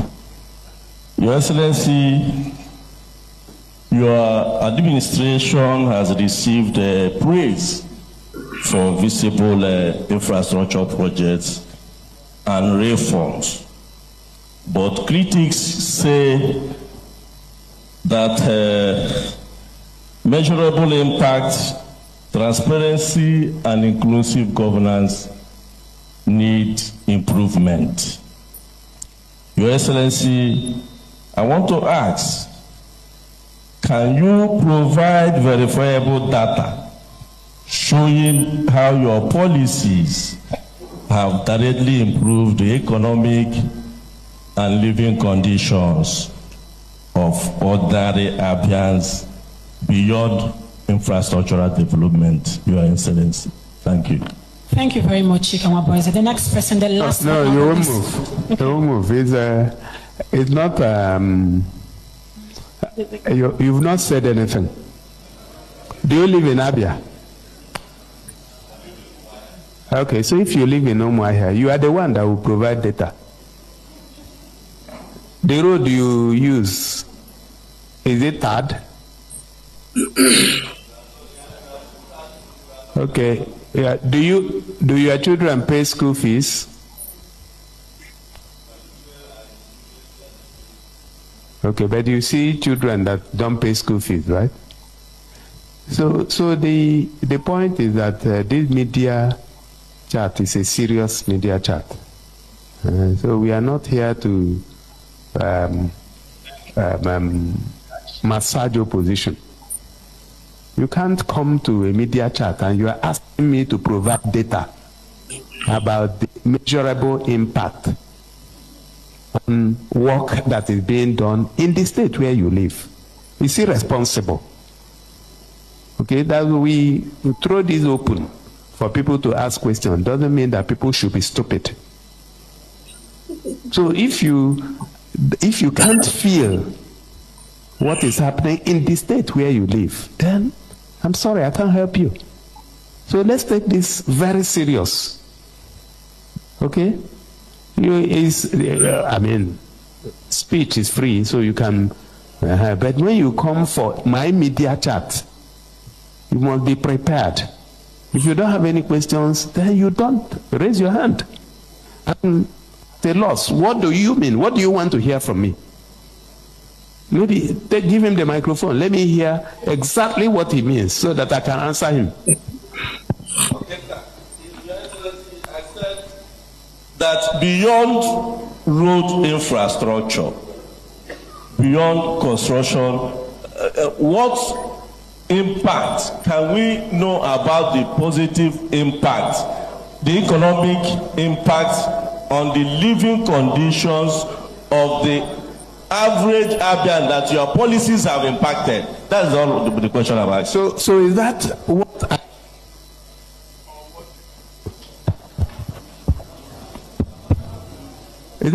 That's not my business. What my business is to deliver on my promises. So it is for you as a journalist, if you actually want, okay, to now say, because roads have been done, accidents have reduced, travel time has reduced, there are electric buses all over the place that has the environment that is free of charge. There are 200 primary health care centers that were not here before. So when somebody takes ill, he can go to a health care delivery center in his ward. Because you have fixed the state, businesses have returned. I don't know how much you pay as rent. I don't know how much you were paying before now. So if you want the governor to sit and then tell you the economic impact, then something is wrong. All right, let me. You understand from where I'm coming? A lot of people are thinking this has raised a lot of controversies. Some people are for and some people are for against. By the way, the PDP for the state don't hold on to and say he must apologize to the journalist for insulting the journalist. While other people they talk say, as a matter of fact, it is not the place of the governor to know the economic impact of his policies to the people of Abia. As a journalist, you ought to go and do your survey. Go out, ask people. This thing will be say, this road where they build now, how it will help the farmer to use transporting good enter city come sell am. How it don't better the marketer we go marketing goods. Not be the governor who can't tell you. Then now when it be say you feel say that's for the road no help in any way, or the lights will be saying supply no help in any way, or any other policy will be saying creates no help, then you come with a counter data and statistics and say, His Excellency, sir, you have you told you did this road and this road and this road. However, from the surveys we had and the questions we asked people who are benefiting or who are said to be benefiting from it, we hear from them that these your policies don't make little or no impact to their life. So how you think say good fit is improve and make more policies will go impact them? While others they talk say the guy did right. Make her take your reaction, sir.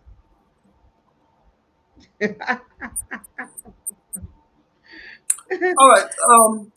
First and foremost, I will also give a knock on the journalist. He has not acted like a professional. He has acted like somebody who had premeditated mindset. He didn't come to that briefing with a free mindset. He came to harass and ridicule the governor. Between you and I, you know that when you want to finish a Nigerian politician, ask him for data. Then the problem will start. But be that as it may, you took words out of my mouth. What I had expected was, I thought the journalist was going to say, Your Excellency, we hear you have built roads, you have built hospitals, you have built this, but the people are not having access to these things, or that your policies is not making these things available to the people. Good. But already you have admitted that there are roads. You can see them. You can see infrastructure. But the governor is not giving out palliative in terms of money transfer to poorest of the poor. So, when you want to deal with some people, you need to also understand their mindset and their sensibility. Alex Otti is a very smart person. He's a very educated governor. It's not like the ones we have had in our own states. It's not. And it's not like the governors before him who have nothing to show. Even the airport they were building, we can't find the land, talk less of the foundation. Now, yes. The EFCC then start to find the land where it did. They locate the airport where it did. EFCC said they go program, but people don't believe that. They believe that it's just a sham because of how the proximity. They never probe your Ayabelo. We don't go Mecca. So coming back to this whole thing, yes. On the other hand, I think the governor, in the first phase of his response, responded, he was being defensive, which was not acceptable as a public servant. When you listen to the second phase, you saw that the governor took time to answer him properly. But I just think that the governor was being defensive because in the mind of the governor, this one APC journalist. They send you. So when I send you, come meet me. What type of person will send you there and not be around? Let I shoot you before you carry your gun. You know, yes, but it's I think that to a large extent, yes, when you say apologize to the journalist, I'm also asking. I'm also asking, Wike that we know has insulted journalists severally. No, you used to say, how can you ask me that kind of question? How can you ask me? Okay. We also know that at a time, a particular time, FFK, Femi Fani-Kayode, insulted and even wanted to beat up a journalist. Did he tender an apology? We have allowed this thing to continue. When you keep doing... When he said he's short fused? Yes. When you continue to allow bad thing to continue to play out, it looks like a good thing. Governor Alex Oti, you are my friend, you know, you are the best governor that has taken after the late Simon Bakwe. So please, for me, I would say, throw away your pride and, tell the journalists that no vex. Now the way you take attack me, now I rush you. I give you head boot. All right, Nigeria's phone line 0.081702940077. That's the number to call because this one is not raising. In fact, people don't, people will know like meanwhile, here says chances they say your guy goes to move go APC. They move anywhere. Instead of to move go APC, na ADC they go. But if you do like, I asked one governor collect 250 billion, can't do that shaking. No, we go. Who be that? I never hear. Just me now. Nigeria is a laughing stock, honestly. Just tell only me. I'm not going to tell another person. No, I'm not going to talk. You say, my fella go tell you, say, want to tell you secret. He go tell Bomado. I will tell you later. Now only me and you they here. Now you see anybody here? Look around you. Did you see any other person? I don't say you like this kind of news. Hey, why are you letting this gossip pass me by? It's not good now. People, I'm begging you. Hey. I asked someone what they call Fintri. I mean, Finitri. Oh, he's going. Fintri is going. He's moving tomorrow. Wait now. Fintri can go. Good tomorrow. They go anywhere. He don't go finish. They go. Fintri a weekend man. He don't go. Meanwhile, at second time he did now. So what's he get to lose? Do you know that all these assembly now? They go anywhere. They go anywhere. You go here and say that 250 billion now retirement benefit. So the 250 billion is actually true.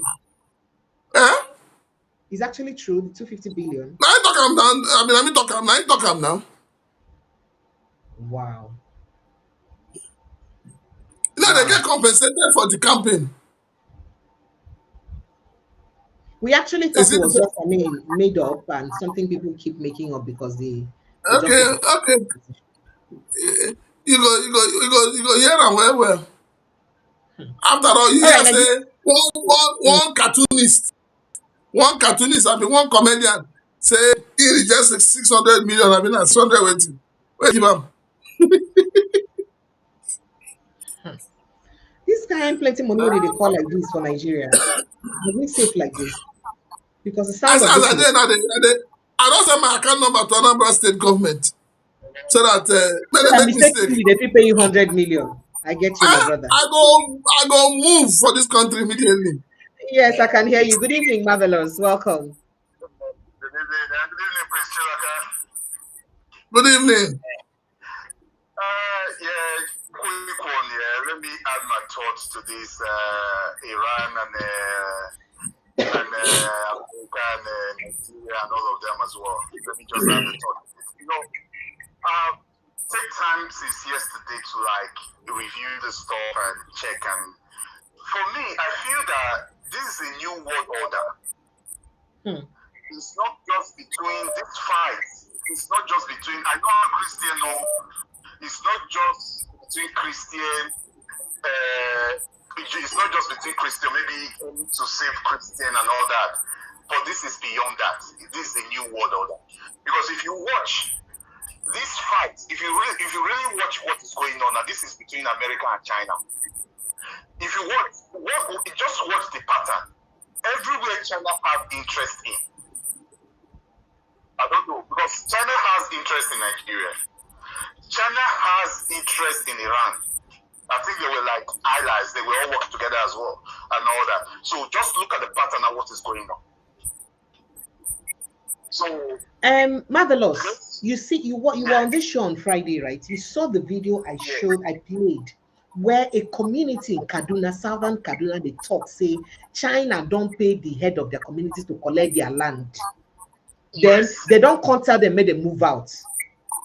Yes. Do you understand what that means? Yes. Do you understand what that means? Yeah, sure. You tell people to move out of their ancestral homes because you bought their land. And we think it's for a good cause. And we have a government. Yes, because that's why I said I've taken time now. Because you see, Nigerians, because the Nigerian leaders and all that, stomach infrastructures. These people have no idea of nation building. They are not patriots. They don't even care. They don't care about their citizens. You see, but they forget one thing is that if the current administration now that is in power was doing things well, making things as in treating our citizens very well. If anybody is coming for them, the citizens will be the one up front to fight for them, to say no, don't talk to our. Just you could say what Peter Obi is, the benefit Peter Obi is getting now, because they see Peter Obi as the man of the people. This is one person that can still speak for us. So that is why you see, before any of these people try to like say one negative to anything, you will see the way the Nigerians and all of them will come at them. Because they also see that this is one person that can still fight for us, that can still represent us and do the needful. But the others we have are stomach infrastructure. All of them have one thing or the other. They have no idea on how to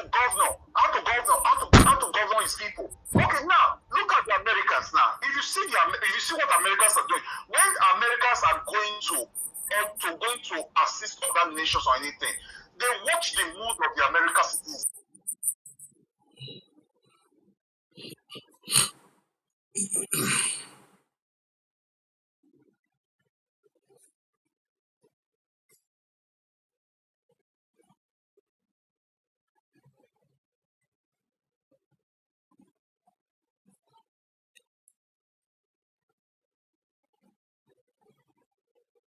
So this new world order way they talk about now, where it is it go lead to?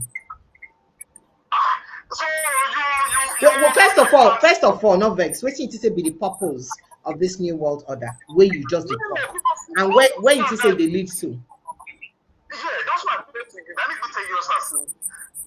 Now, Christian view, we are all Christians, but we need to when we talk as it be. At least what this guy they try to do now, this guy they try to insert his dominance all around.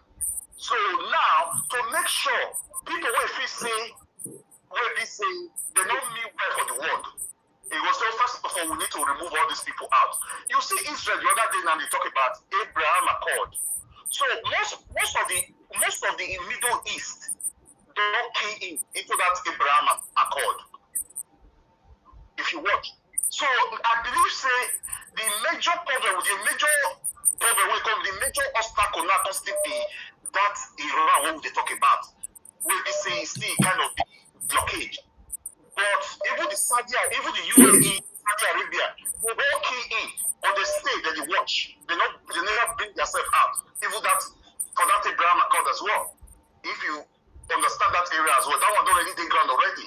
So the truth of the matter is Nigeria now be the next. Now they want focus on now.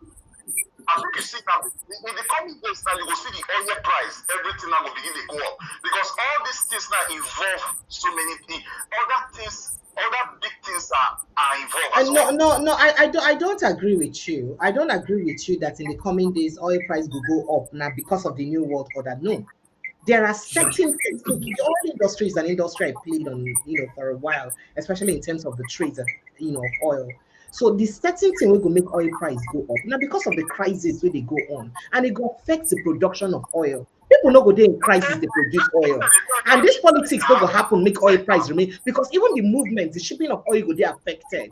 And it go spike, it go just spiral the value of oil. That is just natural. And that one not get anything to do with this new world order way they talk about right now. Just trying to, put your conversation straight so that we understand you.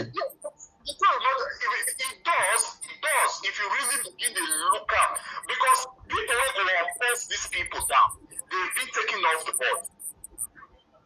You understand? But we know that these people are bad because the way they treat the citizens, the way that they treat, because if you look, the same thing that goes to Nigeria, the way Nigeria has been, this administration, now the way this administration has been treating the citizens, the law of havoc that has been going on. Because normally, you are inviting these people now to come in. At the same time, they go the throw mouth. Instead of people focus on your citizens for house, when you look after your country. All right, no wahala. Make we let you wrap up so that other people will come in. No wahala. Yeah, so you don't come out to concern you. So that's it. Are you done, sir? All right, thank you. Thank you so much. Francis Chilaka, did you make anything from what he said? Well, everybody's talking of a new world order, but the question we're asking, the question I keep asking, when you say new world order, the new world order, is it tilting to Christianity or is it tilting to Islam? Should it even tilt to anywhere? Should it not tilt to just everybody in peace? So when you say new world order, I don't understand where the new world order is going. All I know is that America has taken up the responsibility of sanitizing the world. Of being the senior prefect of the world. Exactly. So you do anyhow, you receive anyhow. But then, he said something that got me laughing. He said Nigeria is the next, on the pipeline. Well, if they won't do anything for Nigeria, FBI did for funds there. FBI and EIA have been waiting. They go just start from there. Never ready. Already. They do let me tell you. You see nothing. Let me tell you the truth. The funny thing is that in any country where America has gone to intervene, they first of all send a team. And they have done that for Nigeria. They don't send team. Nobody knows what the team can do. When I just they say they want to gather, they want help and gather data. But then you are forgetting that the team they sent with what is happening with Nuhu Ribadu now, nobody go trust any. No, nobody go. I know they hear you, precious. Nobody go trust any intel from the Nigerian government. Nobody. If the American government say they won't trust any intel from Nigerian government, should be what's his name? Gumi say mosquito go bite them. The mosquito bite them, they go wrong.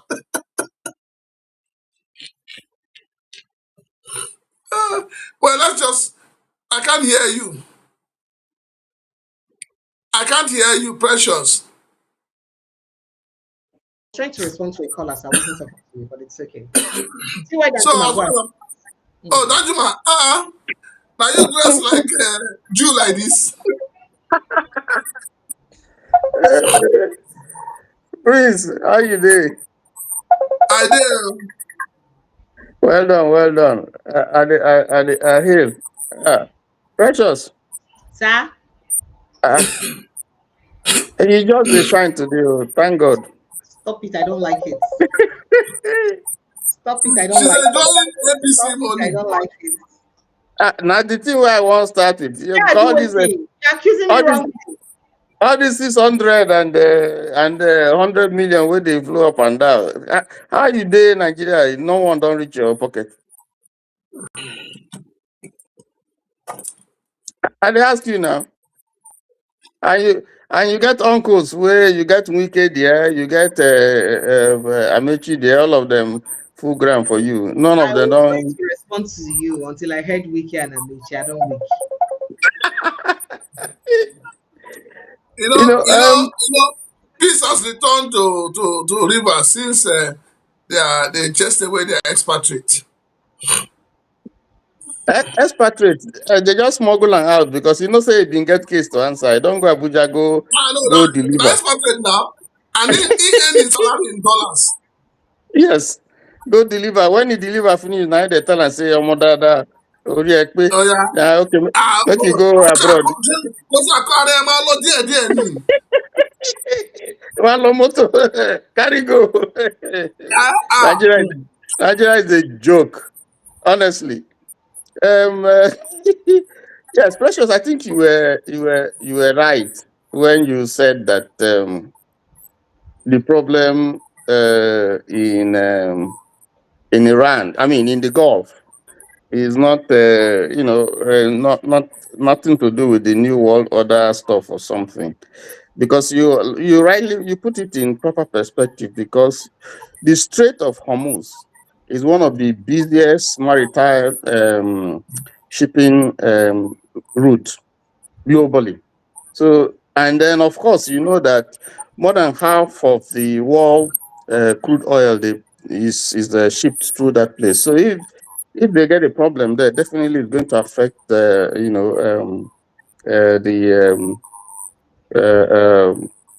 price of crude oil internationally. Apart from that, it's going to cause a lot of dislocation in terms of shipping and other marital activities that take place in that place. So I think you were right. And that is the problem. If you look at, you need to ask yourself, because we spoke of it yesterday, why is it that America has bases in almost all those areas? There's no other part of the world where America gets so much bases than in the Gulf, because the Gulf is critical to yes, world trade. It is critical to anything that you can think of. Global economy. It's very, very critical. So, and the problem here, the struggle, we say, you want to have, America wants a situation where it will be in control.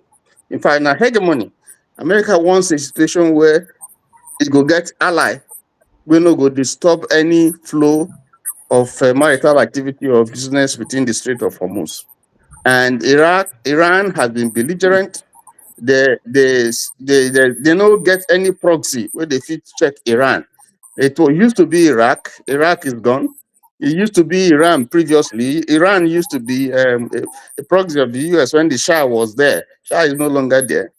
And instead, Iran, they help people where they terrorize Israel and so on and so forth. So you needed to silence Iran or get a regime where go they pro-America or pro-Israel, so that you can sleep with your eyes closed there. Saudi Arabia, Qatar, Oman, Kuwait, Bahrain, Jordan, Egypt, name it. All of them have really not been able to silence Iran. Iraq is in trouble now. They haven't stabilized. So none of them really have been able to stabilize or challenge Iran. And of course, the type of doctrine where they pursue, the Shiite, this thing is more militant than all the other ones where they're around, whether it's Wahhabi, whether it's Sufism, whether, and so on and so forth. So that is partly the problem. It's not just oil. It's also the point that you need an ally in that place where go guarantee you some security and peace of mind. and that's not the situation. So they don't try. America over the years don't try from Obama, even before Obama, they don't try carrot and stick, work. They don't try, they don't want a country like Iran that they cannot trust, to have nuclear power to, get anything we could threaten the peace in the Middle East or in the Gulf. So those are the things that are very critical. And for as long as you have an Iran that they cannot control, that they cannot push around, then America would never be satisfied with the status quo in that region. So, but Iran on its own too, never too they fair to all their citizens. I mean, because of this, they are extremist views and how you say that people they respond to them. How you force people, they must dress certain way, they must do this, they must do that, and all that, forcing Islamic values on people, whether they like it or not. I think say religion a choice. So now which one that be your business? Which one be your business? Now you go tell them how to your own no, country, that is my Nigeria. business. Now what's the headmaster? Sorry, senior prefect. They talk say the people of Iran they beg and make it come help. Now they refer to not be you. I say which one be their business? Even here. You know, Even here. He said senior prefect. Senior prefect said they beg and come and help us. Then now help has come. So for years you've been begging for this. For years, no U.S. president had the mind to help you. I don't come. I don't shoot. I beg. I tell you yesterday, say the guide with her they talk because big bros, Sorry, no vex. But you see, like yes, this is not a question of saints and sinners. It's sinners all. It's not a question of saints and sinners. Now sinners all. If I get power and I know say I can beat you and beat you, you don't beat the man. The man they ground already. They match them. You still won't kill them. What's all this nonsense? What's all this nonsense? You don't bomb them before the thing don't work. Now again you bomb them, you kill. Okay, now make we see whether they don't kill Ayatollah and some of his top commanders. Make we see whether everything goes settle. It's because the world has become a unipolar world where we say nobody can challenge. Now, nobody can challenge America again. So that's why some of these things are going. There's no balance now. Russia has its own problems. China now, that will not concern China. China, they just quiet. They take side. They still they go enter people country. They go take rare earth materials. They go. They're ready to fight anybody. In they doing business, they go. Russia get your own problem. Go live your own problem. Your house they burn. You go live and go to pursue rats. Russia just doing own. Russia no only mouth. Now Russia fit make. Russia no fit do anything. So America is just the Papa just do anything when you like. Is what Trump is doing. Is it right? It depends on where you stand. Is the Iranian government treating his people well? Well, again, it depends on who is looking at it. But the point is, if we now have a world where, if you are weak, then sorry for you, because anybody can just, like Nigeria, for instance. Take Nigeria, for instance. Anybody only come, Turkey they come, China they come, America they come, France they come. What to remain again? Boko Haram they come. What to remain again? Every day they hear all kinds of nonsense they happen. Anybody they do anything they like. Our politicians they do everything they like. All the institutions they do what they like. Nobody they ask questions. Don't see your brother Amidst. They say nah, not be Tinubu fault. Meanwhile, not be them put Tinubu there. Not be them go rebel against Jonathan. Come out Jonathan, your own brother. So what did they talk now? Be say not be Tinubu fault now, opposition fault. Who be opposition? Not be them be opposition. The problem where we get now, not them. Not them. So they should be blaming themselves. Don't make it not the blame. They should blame themselves and they should go and get this thing sorted out. They are not serious. These are people whenever Amechi don't work. It don't work since he come out from school. Never do work like Wike. Best of the same feather. They never work. Now people money like they chop, they become millionaire. What did they tell? You know, even get, get any moral scruples to come and be telling people, say, this one do this one, this one do this one. Get. Prince like I don't know whether they bad way they talk, because those people, they're not supposed to even they talk. See article But the other day they apologize. if you say they have no moral standards to talk, who will talk?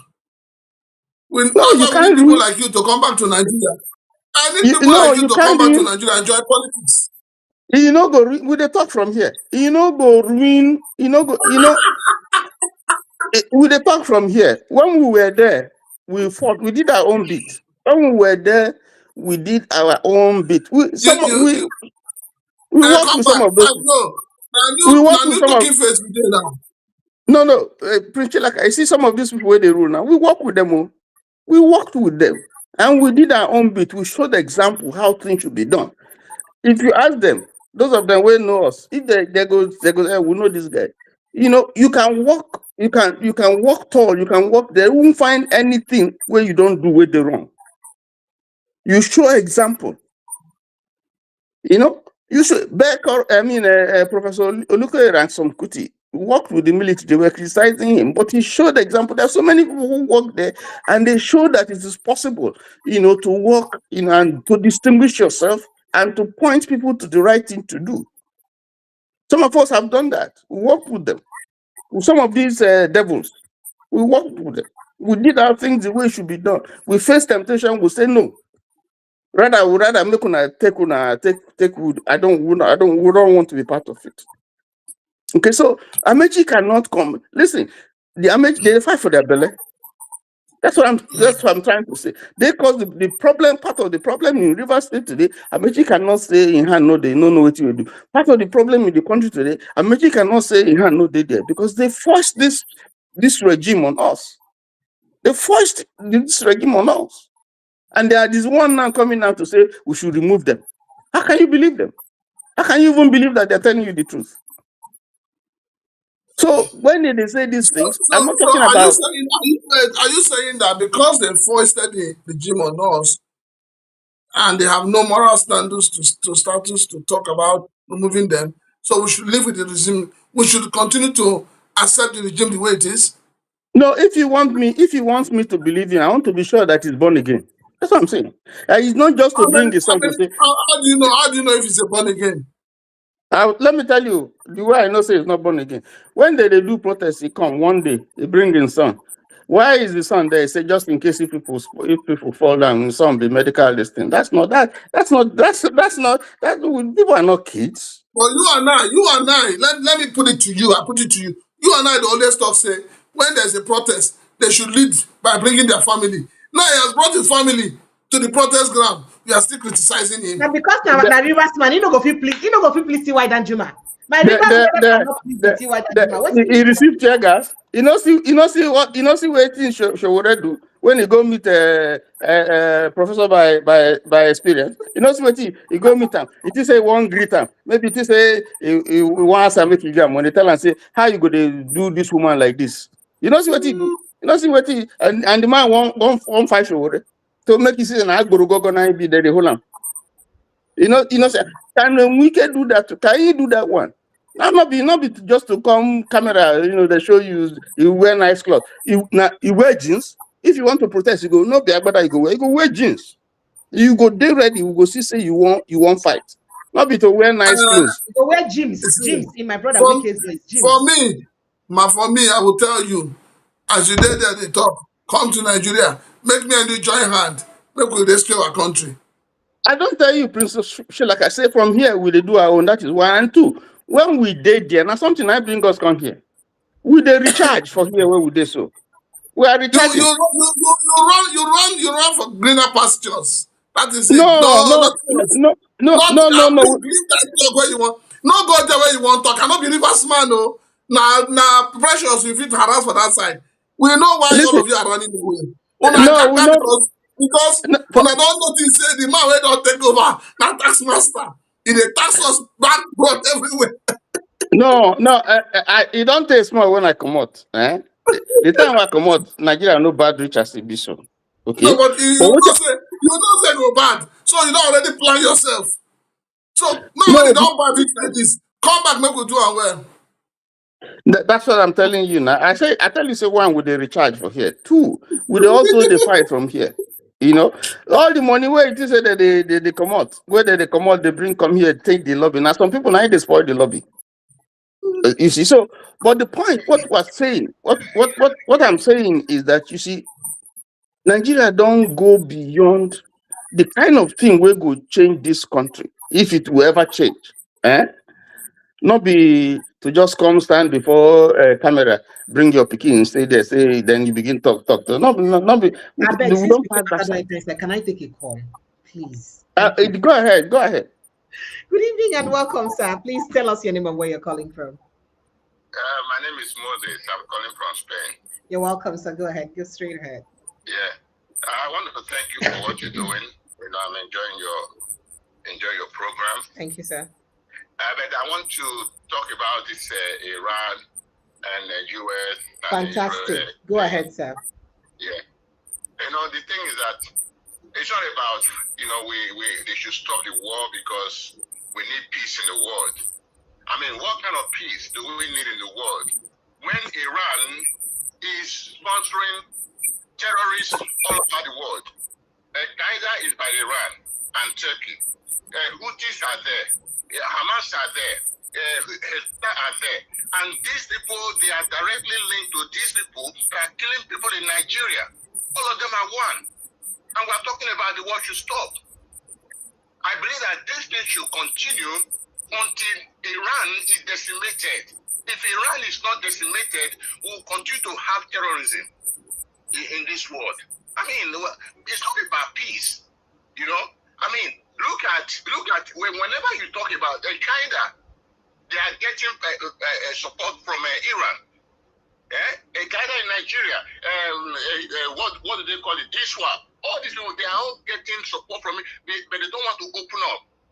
I think by the time Israel and the US have dealt with Iran, the next country, though they are not coming out openly, you know, to try to do their own. That is Turkey. Turkey is another nation that is sponsoring terrorism in the world. You know, but Turkey is still an ally of the US, but their own is they are silently doing it. So I don't think that, you know, like yesterday, my brother T Danjuma, you know, he said that we need peace. I know you live in the US and you don't want Trump to disturb you, but that does not mean that, you know, if Iran, you know, hands up right now, if there's a ceasefire, the whole thing is over. They are still going to regroup. These people, they don't give up. These Shad people, they don't give up. You know, they still want to. I mean, how can you say Israel dead to Israel for what? Dead to America for what? You know, I mean, this thing should continue until they have learned their lesson. I just hope that the elimination of Khomeini, you know, will put an end to this whole thing. But if it doesn't, Israel has sworn that they will never give up until the whole thing comes to an end. So please, I don't think, you know, if Iran is still there, somebody should be saying we need peace. What kind of peace? All right. You're very entitled to your opinion, sir. Thank you so much. Is Nigeria in peace? No. Nigeria, is it in peace? People are dying. The people killing this most, are they not getting help from Iran? They are.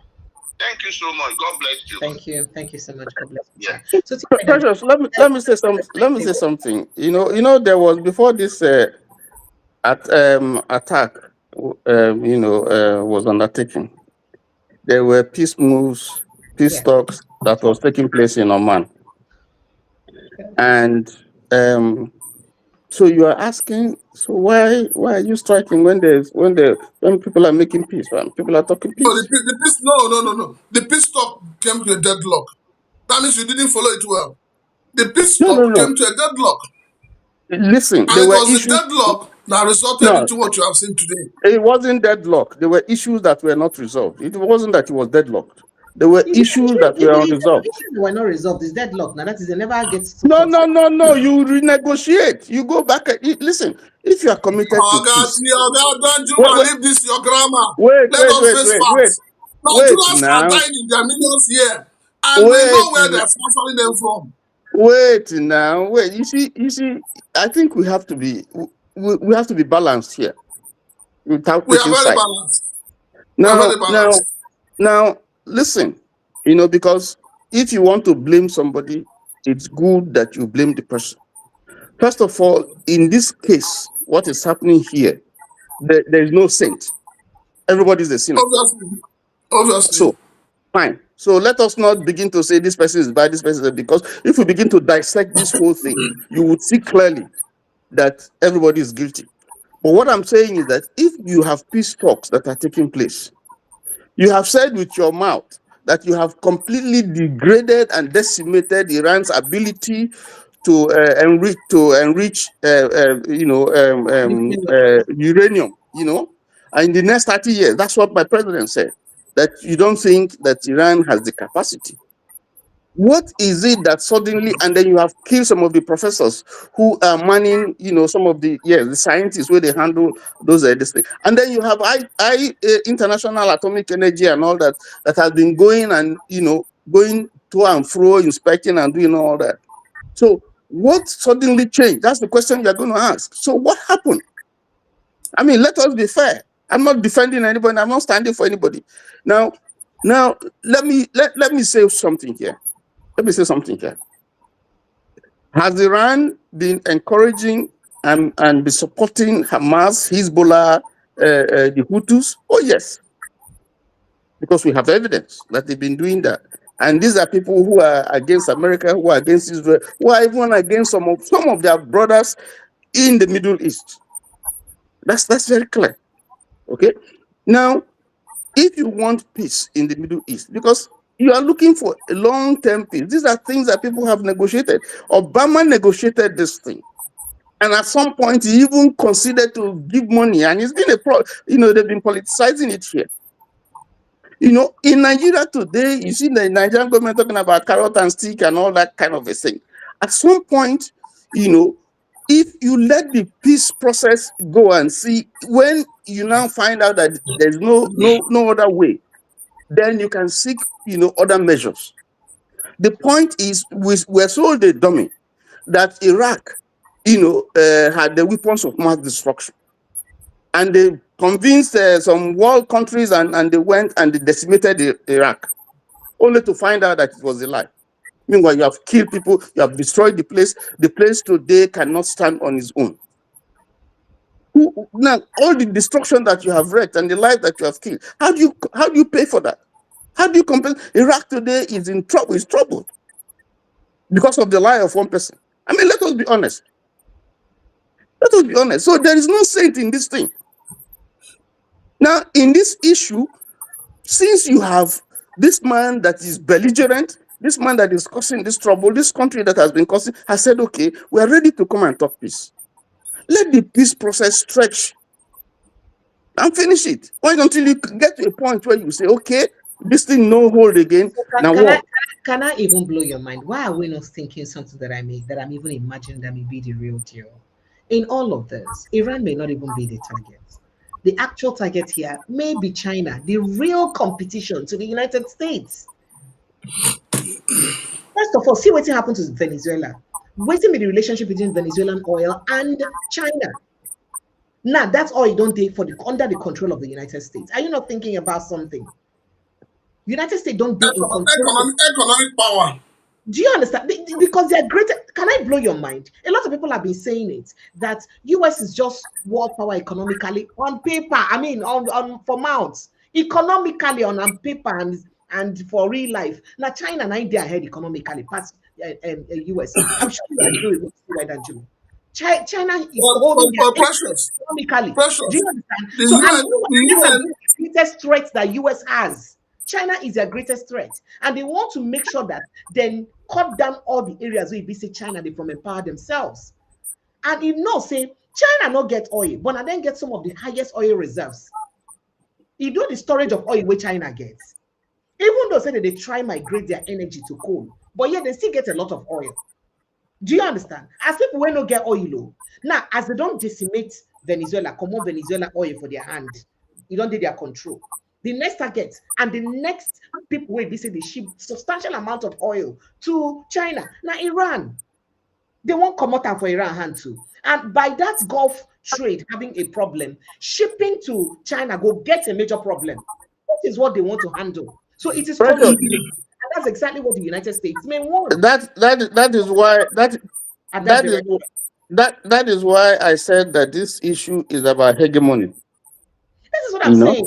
So yes. All these people when they die for Iran like this, not consign them. It's actually about US, their pride to maintain. And I'm saying that's why I said let us look beyond whether this one be good boy or bad boy. All of them are bad boys. Okay. Now, when you come to Nigeria, the case of Nigeria is slightly different. Now, because now the Nigerian government, they don't show say they don't fit do anything. Now they take their hand and invite these people. So I'm not gonna come help us. NSA talking. So that's slightly different. When you take your sovereignty and give to a foreigner, say, oh yeah, come, make gonna come, they do it when I like. Precious. Look, I tell you one thing. You know this one way they say na 200 American troops 90 for Nigeria. I laugh. Yeah, I just laugh. I just laugh. People like twins. If you now know what where they ground, and you know the kind of truth where they ground, you gonna say it make you the watch what will happen. No, we know. We know. Most of us who understand history, we know. You don't have a country. Very soon now, all of them go take off. But that one they pick me out, may they take off. All of them go take off now. You talked about UN Security Council, and he talked about the fact that negotiations were ongoing. Now, how many countries make up the UN? I think there are about 120 something countries. And out of that 120 something countries, 11 of them are members of the Security Council.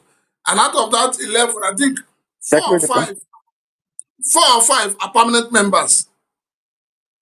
So the question I'm asking is, out of that 5 that are permanent members, 2 have pulled out and gone to war. The remaining 3. 11 is there. 120 something is there. Why are they all keeping quiet? US don't come out. US don't vex come out. Who? United States of America. They don't vex now. They say they don't want to get hand for UN. They don't come out for most of the UN things. But they still know that, but they're still in the Security Council. So the question is, why did other countries keep quiet? Why are they mute? What do you want me to talk? This one where happen now, where they happen now. How many of them don't talk? Who fit talk? Who fit talk? May they talk now, may they see. They don't fit talk now. You know see what in UK talk? You know the only people where talk. Now those where they go wrong, they destroy embassy and so on and so forth. You see how their police they react. But they don't want trouble. They don't want to, and Nigeria no one learn. They go the thing where they happen somewhere where no concern you. They go put mark for inside. Now so na VP go there, go they talk, go you and go they talk what you know, go look for Benji trouble.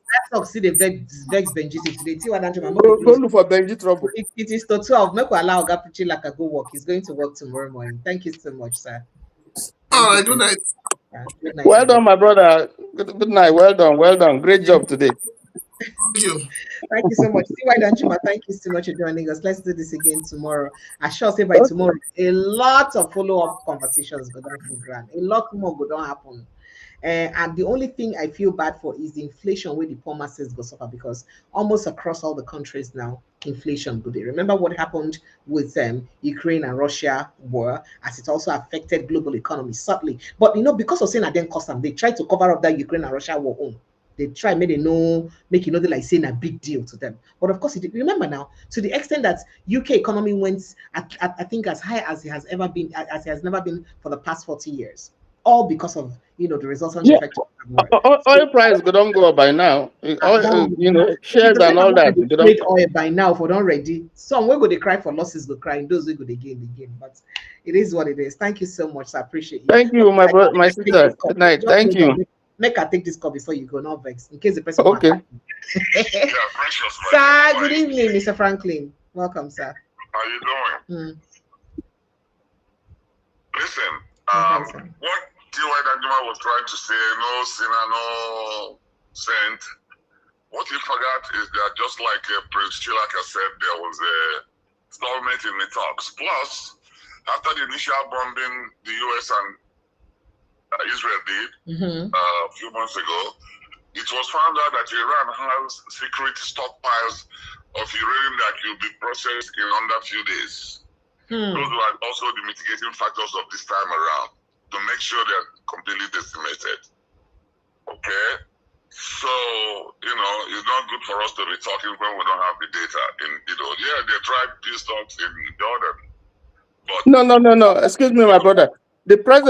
My president here, told us that they have decimated the ability and capacity of Iran to make nuclear weapons. He said it.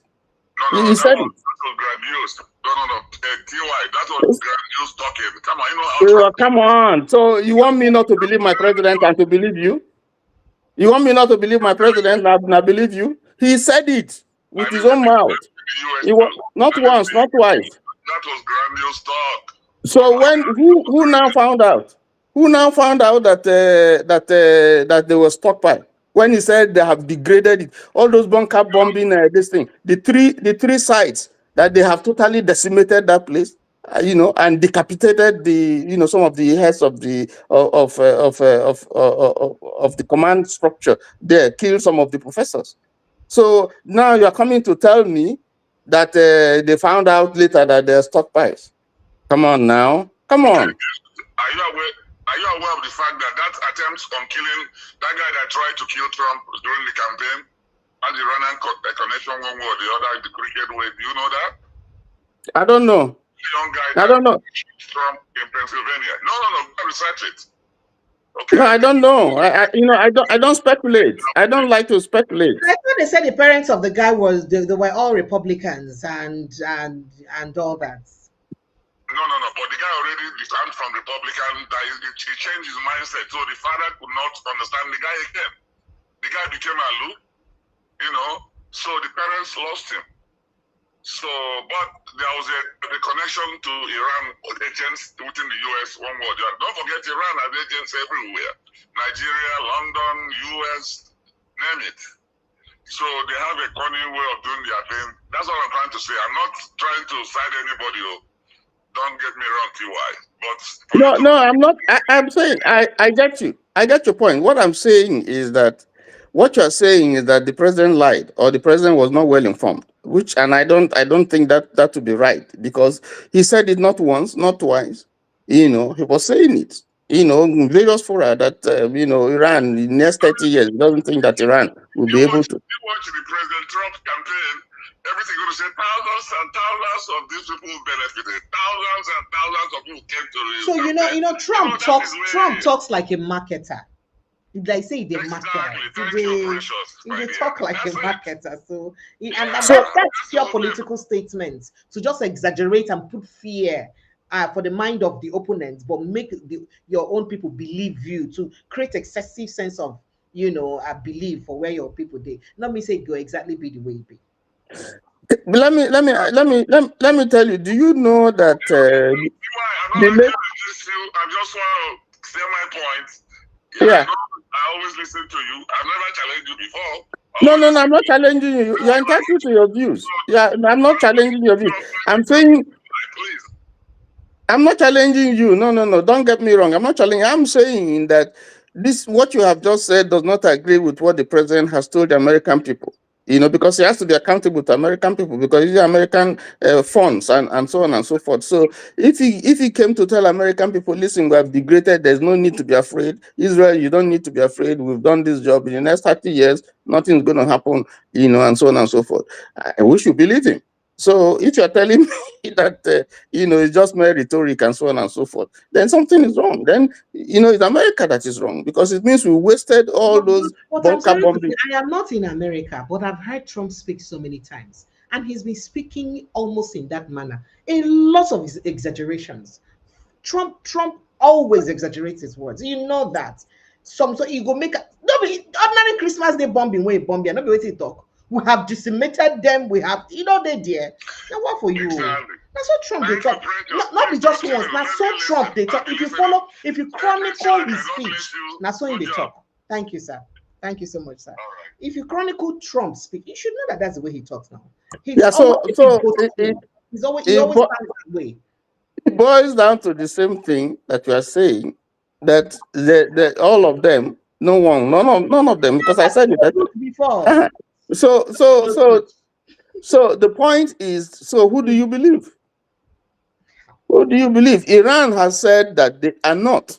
Iran said it quite clearly that they don't intend to develop nuclear weapons. They have said it repeatedly. And in fact, this let me say one thing. Let me say one more thing. The late Ayatollah, I understand, swore that Iran would not seek to develop nuclear weapons. He said it. You can fact check it. So what I'm trying to say is, that's why I'm saying that, you see, this is international politics. People have their interests that they're trying to protect. The point is that for as long as this government that you have stands, it is a belligerent government. It is opposed to Israel. It is opposed to America. That's the point. And no nation would stand, to have that kind of enemy in such a place. And not be say election will come when they go change the government anytime soon, when they go feel manipulate. So it's a problem for them. Yes. So those are the issues. Because if they have someone like Saudi Arabia there, or Qatar, or Kuwait, or Oman, or Bahrain, if it was the period when the Shah was there was a time when Iran was a friend of America. They didn't have issues when the Shah was there. So these are interests whether they pursue. If the interests no longer favor them, then people go to war. Just like Russia would not want to have a Ukraine that is a member of NATO by its border. So these are the complex issues. These things are complex. So when we're looking at it, we should try to balance it all out, and look at all the ramifications. That's the point I'm trying to make. And not just demonize this person or demonize that person. That's why I said that all of them, they're no good. But that said, that does not excuse, if you're a bad boy and you're doing a bad thing, and people know you are doing it and you don't want to stop, somebody should discipline you. Excuse me. And that's why I said, if you apply that case in Nigeria, you are doing something and people are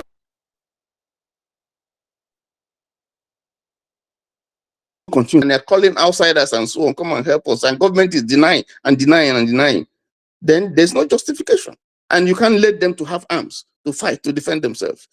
Then anything, whatever you can do to defend yourself, you do and defend yourself. So it's entirely a different issue. In the Nigerian case, is entirely a different issue. So if Trump is going to come to Nigeria or whatever, I'm not opposed to that, because after all, Nigeria invited them to come. And if it's going to help to bring sanity, even though they have their own interests, because they can't be doing these things free of charge, eventually, somehow, we're going to pay for it. But it doesn't matter if it's going to bring peace. As far as I'm concerned, if it's going to bring peace to Nigeria, stop the bloodshed, stop the killing, and make the government, do the right thing. If that government will still stay, I don't have scruples about that. That's my position. Thank you. Thank you. Thank you so much. I appreciate you, T.Y. Nanjuma. Always a pleasure to be with you and have you share some of your thoughts with us. I appreciate you, sir. Thank you so much, sir. And to the rest of good night, please have a good night rest. Thank you, sir. And to the rest of Nigerians, I'd like to say a big thank you to you. Thank you for always being part of the show. Thank you for always watching us. I love you and appreciate you. I'll see you again tomorrow evening, God willing. In the meantime, protect your mental health from all of this wahala. But if you've not liked and shared this post, please kindly do so. Like, share, follow us like your village people. I beg you. I'll see you tomorrow. Good night and God bless you.